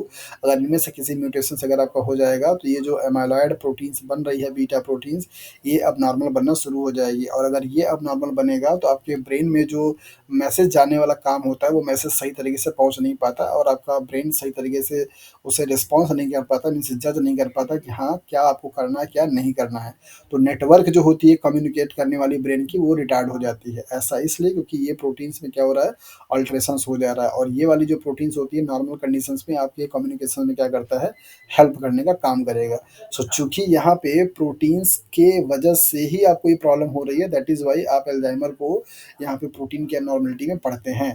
तो आपका सवाल था क्या नाम है, सौविक जी कि ये सर प्रोटीन से कैसे रिलेट करता है, तो ये प्रोटीन से रिलेट करता है क्योंकि यहाँ पे अमाइलॉइड जो बीटा आपको प्रोटीन दिखाई जा रही है, ये ब्रेन में पाए जाने वाली एक ऐसी सेल्स होती है जो कि न्यूरॉन सेल्स में आपके कम्युनिकेशंस में क्या करती है, हेल्प कराने का काम करती है। तो अगर आपका ये अब नॉर्मल हो जाएगा तो इसकी वजह से आपके ब्रेन में जो कम्युनिकेशंस हो रही है वो प्रॉपर तरीके से नहीं हो पाती है। अभी आपको हम दिखाएंगे कि जो आपके ब्रेन का स्ट्रक्चर होता है, मीन्स अंदर का, वो कैसा हो जाता है जब भी कोई पर्सन अल्जाइमर डिजीज से क्या करता है, सफ़र करता है। सो नेक्स्ट आपका यहाँ पे थैलेसीमिया है। तो थैलेसीमिया बेसिकली आपको बताता है किस चीज़ को लेकर के, कि जब आपकी बॉडी में ब्लड डिसऑर्डर है characterise by decrease haemoglobin productions, अगर आपकी बॉडी में हीमोग्लोबिन का प्रोडक्शंस क्या होगा, कम होना शुरू हो जाए, तो उसको आप थैलेसीमिया बोलते हैं। और इसकी वजह से पर्सन जो होता है उसको ऑक्सीजन की डिमांड होती है फुलफिल नहीं हो पाती, तो बहुत सारे रिलेटेड प्रॉब्लम क्या होते हैं, जनरेट हो जाते हैं। तो क्या क्या हो सकता है, ये एक जेनेटिक डिसऑर्डर है। कैसा? ऑटोसोमल रिसेसिव डिसऑर्डर है। उसके पहले आपने जो देखा था ऑटोसोमल डोमिनेंट पढ़ा था, तो ये पॉइंट आपके लिए इंपॉर्टेंट होता है, इसको आप ध्यान से नोट भी करते रहिए। So there are two main type, that is alpha thalassaemia और बीटा थैलेसीमिया। तो जैसा कि आपको पता है कि हीमोग्लोबिन हमारी दो डिफरेंट टाइप की चेन से मिलकर के बनी होती है, अल्फा और बीटा। तो अगर अल्फा में कोई एबनॉर्मलिटी आएगा, कोई म्यूटेशन आएगा, तो उसे आप अल्फा बोलेंगे, और बीटा चेन में अगर आएगा तो उसे आप बीटा थैलेसीमिया के नाम से जानते हैं। सो बेसिकली आपका इसमें सिम्टम्स क्या क्या हो सकते हैं, हार्ट प्रॉब्लम हो सकता है, इनलार्ज स्प्लीन हो सकते हैं, स्लो आपका ग्रोथ रेट हो सकता है, बोन डिफॉर्मिटीज हो सकती है, आयरन ओवरलोड हो सकता है। ये कुछ आपके इसके कॉमन सिम्टम्स हैं, लक्षण हैं, जिसकी बेसिस से आप बता सकते हैं कि आप थैलेसीमिया किसी भी पर्सन को सफ़र कर रहा है। स्प्लीन इनलार्ज हो जाने का मतलब होता है कि उसका जो ये पूरा आपका टमी वाला रीजन होता है वो पूरा ऐसे निकल जाता है, बाकी पेट एकदम, मतलब बाकी जो बॉडी होती है तो नॉर्मल से सूखी हुई दिखाई देती है। तो ऐसे ये सब सिम्टम्स हैं किसके, थैलेसीमिया का। और ये आपको स्ट्रक्चर दिखाया जा रहा है उसका, दैट इज अल्जाइमर डिजीज का। तो नॉर्मल वाला आपको इधर हेल्दी वाला ये दिखाया जा रहा है, जस्ट लाइक जैसे आप लोग क्या खाते हैं, वॉलनट, उसको आप ब्रेन फ्रूट के नाम से भी जानते हैं, जस्ट ऐसे ही स्ट्रक्चर आपको दिखाई देता है ना, अखरोट। आप अखरोट को क्या बोलते हैं, ब्रेन फ्रूट्स के नाम से जानते थे। ये आपको देखिए यहाँ पे दिखाया जा रहा है हेल्दी ब्रेन, जो कि जिसके पास प्रोटीन मतलब प्रॉपर पूरा एरिया है, जबकि आपका जो अल्जाइमर डिजीज से अफेक्टेड है उसके उसके में देखिए आपका पूरा का पूरा जो एरिया है प्रोटीन का कम हो गया है, और ये एरिया जो कम हो जाता है इसकी वजह से सही तरीके से ब्रेन आपका काम नहीं कर पाता, और उसी की प्रॉब्लम की वजह से आपका पूरा ये समस्या होती है कि आपको चीज़ें ठीक से याद नहीं रहती हैं, आपका मूड स्विंग हो जाता है, लैंग्वेज की प्रॉब्लम होती है, ये सारी जो नॉर्मलिटीज़ आती हैं वो इन्हीं प्रोटीन की वजह से होता है। नेक्स्ट आपका है सिकल सेल एनीमिया। तो सिकल सेल एनीमिया बेसिकली एक आपका मॉलिक्यूलर बेसिस का डिजीज हो जाता है, जहाँ पे आपके हीमोग्लोबिन का जो आपकी ये बीटा चेन होती है, उस बीटा चेन में आपकी क्या होते हैं, म्यूटेशंस हो जाते हैं, जिसकी वजह से उस हीमोग्लोबिन का जो शेप नॉर्मल आपका कॉन्केव होता है वो आपका सिकल हो जाता है। तो उसकी वजह से आपकी जो हीमोग्लोबिन के थ्रू आपके ऑक्सीजन के कैरी आउट करने की एफिशिएंसी होती है वो क्या होती है, कम हो जाती है। सो ये एक abnormality है in the oxygen carrying capacity of the haemoglobin molecule. Haemoglobin molecules का जो ऑक्सीजन को कैरी आउट करने के लिए जो बाइंड करने के लिए होल्डिंग कैपेसिटी है, उसके उसको लेकर के क्या है, एक एबनॉर्मलिटी होती है। और ये भी आपका क्या है कि जेनेटिक डिसऑर्डर में आता है, जिसमें प्रोटीन्स क्या होते हैं, इन्वॉल्व होते हैं। So when a person inherited two abnormal copies of the beta globin gene, तब जाकर के आपका क्या होगा, सिकल सेल एनीमिया होगा। तो अगर दोनों जीन आपके क्या होते हैं, एबनॉर्मल हो जाते हैं, तो ये बेसिकली क्या होगा, आपका हीमो सिकल सेल एनीमिया हो सकता है। और ये सिकल सेल एनीमिया का जो आपका जो जीन है, मतलब जिसकी वजह से ये हो रहा है, वो जीन आपका क्रोमोसोम नंबर 11 पे क्या होता है, पाया जाता है। सो यहाँ पे आपको दिखाया जा रहा है कि नॉर्मल जो हीमोग्लोबिन की चेन होती है उसमें बीटा चेन में आपके एन टर्मिनल से, ये सवाल आपसे बनता है कि कौन से चेन में किस टर्मिनल से। तो ये आपका जो चेन आपको दिया जा रहा है, ये आपका बीटा चेन है, और ये आपका क्या है, एन टर्मिनल है, ये क्या है आपका सी टर्मिनल है। तो एन टर्मिनल से 6 नंबर पे 1 2 3 4 5 एंड 6 नंबर पे नॉर्मल कंडीशंस में क्या पाया जाता है, ग्लूटामिक एसिड पाया जाता है, ग्लूटामिक एसिड। और उसी ग्लूटामिक एसिड का जब अल्ट्रेशंस हो जाएगा आपका किसमें, वैलिन में, तो ये आपका क्या कहलाएगा, that is sickle cell anaemia कहलाएगा। तो इसके वजह से हो जाने की सेल कंडीशन से जो आपका स्ट्रक्चर होता है वो चेंज हो जाता है। नॉर्मली आपका हीमोग्लोबिन कुछ इस तरीके से दिखाई देता है, जबकि आपका सिकल सेल वाला आपका कुछ इस तरीके से दिखाई देता है। तो ऐसा हो जाने की वजह से जो हीमोग्लोबिन की ऑक्सीजन की बाइंडिंग कैपेसिटी है वो कम हो जाती है, और पर्सन सफोकेट करना शुरू कर देता है। ऐसे कंडीशंस को आप सिकल सेल एनीमिया के नाम से जानते हैं। तो बीटा चेन आप याद रखिए, और 6 नंबर ऑफ अमीनो एसिड याद रखिए, और किसका किससे हो रहा है ये भी आप याद रखिए। वो वहाँ पे ग्लूटामिक एसिड था, यहाँ पे क्या है आपका वैलिन है। और ये एक पॉइंट म्यूटेशन का क्या होता है, एग्जाम्पल होता है। मतलब यहाँ पे कोई एक अमीनो एसिड जो होता है, मीन्स कोई एक जो सीक्वेंस होती है न्यूक्लियोटाइड की, वो आपकी क्या होती है, अल्टर हो जाती है। सो नेक्स्ट हम लोग देखेंगे यहाँ पे स्किड, जिसको आप सीवियर कंबाइंड इम्यूनोडेफिशिएंसी डिजीज के नाम से जानते हैं। ये आपका बेसिकली जो लिम्फोसाइट सेल्स होती हैं, टी और बी सेल्स, अगर वो आपके फेल हो जाएं या उनका जो प्रोडक्शन हो रहा है वो प्रॉपर तरीके से ना हो पाए, और या तो फिर उनका जो फंक्शन है वो इम्पायर्ड हो जाए, तब जा करके ये डिजीज आपकी बनती है। तो जेनेटिकल डिसऑर्डर है, characterised by the distributed development of disturb development of functional T and B cells से होता है। जब किसी भी इंडिविजुअल्स की बॉडी में जो टी और बी सेल्स का मैचुरेशन या डेवलपमेंट हो रहा है वो सही तरीके से ना हो, तो उस कंडीशंस में पूरा का पूरा इम्यून सिस्टम क्या होता है, कोलैप्स कर जाता है, जिसको आप सीवियर कंबाइंड इम्यूनोडेफिशिएंसी के नाम से जानते हैं। यहाँ पे एक एंजाइम बहुत इंपॉर्टेंट रोल प्ले करता है, इसे आप एडीए डिजीज के नाम से भी जानते हैं, एडेनोसिन डीएमिनेज एंजाइम। इसके कमी हो जाने की वजह से सारा का सारा प्रोसेस क्या है होता है। तो ये आपके पॉइंट पूछे जाते हैं कि स्किन डिजीज में आपके कौन से एंजाइम इन्वॉल्व होते हैं, या स्किन डिजीज को और किस नाम से जानते हैं। So caused by mutation the ADA gene, तो जब कभी भी आपके एडीए जीन में कोई म्यूटेशन हो जाएगा तो उसकी वजह से आपके जो टी और बी सेल्स का डेवलपमेंट हो रहा है, मैचुरेशन हो रहा है, वो प्रॉपर नहीं हो पाएगा। और जैसा कि आपको पता है कि टी और बी सेल्स का अगर प्रॉपर डेवलपमेंट या प्रॉपर डिफरेंशिएशन नहीं होगा तो आपके इम्यून सिस्टम जो होगी वो सही तरीके से काम नहीं कर पाएगी। और अगर इम्यून सिस्टम ठीक से काम नहीं कर रहा है तो आपको फर्दर कुछ भी बीमारी होती है तो वो आप अच्छे तरीके से उसको क्योर नहीं कर पाएंगे, आपकी बॉडी डिफेंस नहीं कर पाएगी। दैट इज़ वाई ये सीवियर हो जाता है, आप इसको सीवियर कंबाइंड इम्यूनोडेफिशिएंसी के नाम से जानते हैं। सो ये आज की क्लास का पूरा समअप रहा। आपने देखा कि बेसिकली जो प्रोटीन के से रिलेटेड आपकी जो चीज़ें हैं वो कौन-कौन से टेक्निक से आपने यहाँ पे यूज़ किया। साथ-साथ आपने ये भी देखा कि प्रोटीन्स के जो कन्फर्मेशंस हैं वो किस-किस फॉर्म में पाए जा सकते हैं, और आपने ये भी जाना कि प्रोटीन से रिलेटेड जो डिज़ीज़ होते हैं वो कौन-कौन से हैं, किसका क्या रोल होता है। तो होपफुली कि प्रोटीन्स को लेकर के अभी आपके पास अगर कुछ प्रॉब्लम्स अगर आता है तो आप उसको अच्छे तरीके से सॉल्व कर पाएँगे। प्रोटीन इंजीनियरिंग का अभी जो मेजर मतलब जो सेकंड पार्ट बचा हुआ है उसको हम लोग कल डील करेंगे, जिसमें आपको पढ़ना होगा कि आप कैसे आर्टिफिशियल प्रोटीन्स को बना सकते हैं, उसको आप कैसे और ज़्यादा प्यूरीफाई फॉर्म में ले सकते हैं, और जो और भी कुछ टेक्निक है उनके बारे में हम लोग क्या करेंगे, डील करेंगे। सो आज के लिए आपका ये टॉपिक ख़त्म होता है, जिसमें आपने पढ़ा कि प्रोटीन्स क्या है, प्रोटीन के स्ट्रक्चर्स का लेवल कितना होता है, कौन-कौन से वहाँ पे बॉन्ड पाए जा सकते हैं, और प्रोटीन के स्ट्रक्चर्स को जानने के लिए आप कौन-कौन से डिफरेंट टेक्निक को यूज़ कर सकते हैं। साथ-साथ प्रोटीन से होने वाले डिज़ीज़ आपकी बॉडी में कौन-कौन से होते हैं। इतना सारा चीज़ आपने आज यहाँ पे पढ़ लिया। कल आपके इस क्लास का, इस सेशन का आखिरी क्लास होगा। इसके बाद आपकी संडे को एक क्लास लगेगी, जिस संडे की क्लास में हम लोग कुछ इंपॉर्टेंट चीज़ों के बारे में क्या करेंगे, डिस्कस करेंगे। बीच में सैटरडे होगा जिस दिन शिवरात्रि है, आप लोग उस दिन अपना अच्छे तरीके से पढ़ाई करेंगे, और इसके बाद संडे को हम लोग एक बार फिर से एग्ज़ाम से पहले यहाँ पे इंटरेक्ट होंगे, देन आफ्टर आप लोग मंडे को एग्ज़ाम देने जाएँगे। सो कल की जो क्लास होगी वो आपकी आखिरी क्लास होगी, उसमें जो भी कुछ हम लोग पढ़ पाएँगे, जो भी आपका टॉपिक में सिलेबस में दे रखा है, और इसके बाद अब बाकी जो चीज़ें बच मतलब थोड़ी बहुत जो चीज़ें बच जाती हैं उसको अगर आप नहीं पढ़ें तो आप उसको पढ़ने के लिए परेशान मत होइए। जितना चीज़ आपने पढ़ लिया है आप उसको अच्छे तरीके से रिवाइज़ कर लिए। बार-बार आपको ये बोलता रहता हूँ कि किसी एक चीज़ को बहुत डेप्थ में जाने से फ़ायदा नहीं है, आपका वहाँ पे टाइम लॉस्ट होगा, क्योंकि आपके एग्ज़ाम्स में सवाल सारे टॉपिक्स से आते हैं। तो आपको ज़रूरी है कि टॉपिक्स को ज़्यादा से ज़्यादा कवर करना। डिटेल में पढ़ने के लिए हमारे पास टाइम अभी होगा। एक बार आपका एग्ज़ाम खत्म हो जाएगा, फर्दर किसी चीज़ के लिए अगर आप जुड़ेंगे तो ज़रूर आपको बाकी सारी चीज़ें डिटेल्स में पढ़ाई जाएँगी। स्टार्टिंग में थोड़ी क्लासेस ज़्यादा डिटेल में पढ़ा दी, दैट इज़ व्हाई आपको टाइम थोड़ा ज़्यादा लग गया। अदरवाइज़ थोड़ा अगर सिर्फ़ इस सिलेबस के हिसाब से अगर पढ़ाई होता तो शायद अब तक तो हमारा 2-4-6 दिन पहले सारी चीज़ें कवर हो जाती। बट एनीवे अभी भी आपका मेजॉरिटी जो आपका सिलेबस था वो पूरा ख़त्म हो चुका है। जितने लोग यहाँ पे जुड़े हैं, ज़रा आप में से मैं जानना चाहूँगा कि क्या अभी कुछ ऐसा पोर्शन है जहाँ पे आप लोगों को ये लग रहा है कि हाँ, उस टॉपिक को एकदम टच नहीं किया गया और उसकी बहुत ज़रूरत है पढ़ने की? सभी लोग बता सकते हैं अपने-अपने हिसाब से, जो भी जिसका टॉपिक होगा। मैं एक बार सिलेबस पहले यहाँ पे खोल देता हूँ ताकि आपको ये पता चलता रहे कि मैं जो दे रहा हूँ यूनिट की कौन-कौन सा है बचा हुआ। आप उसको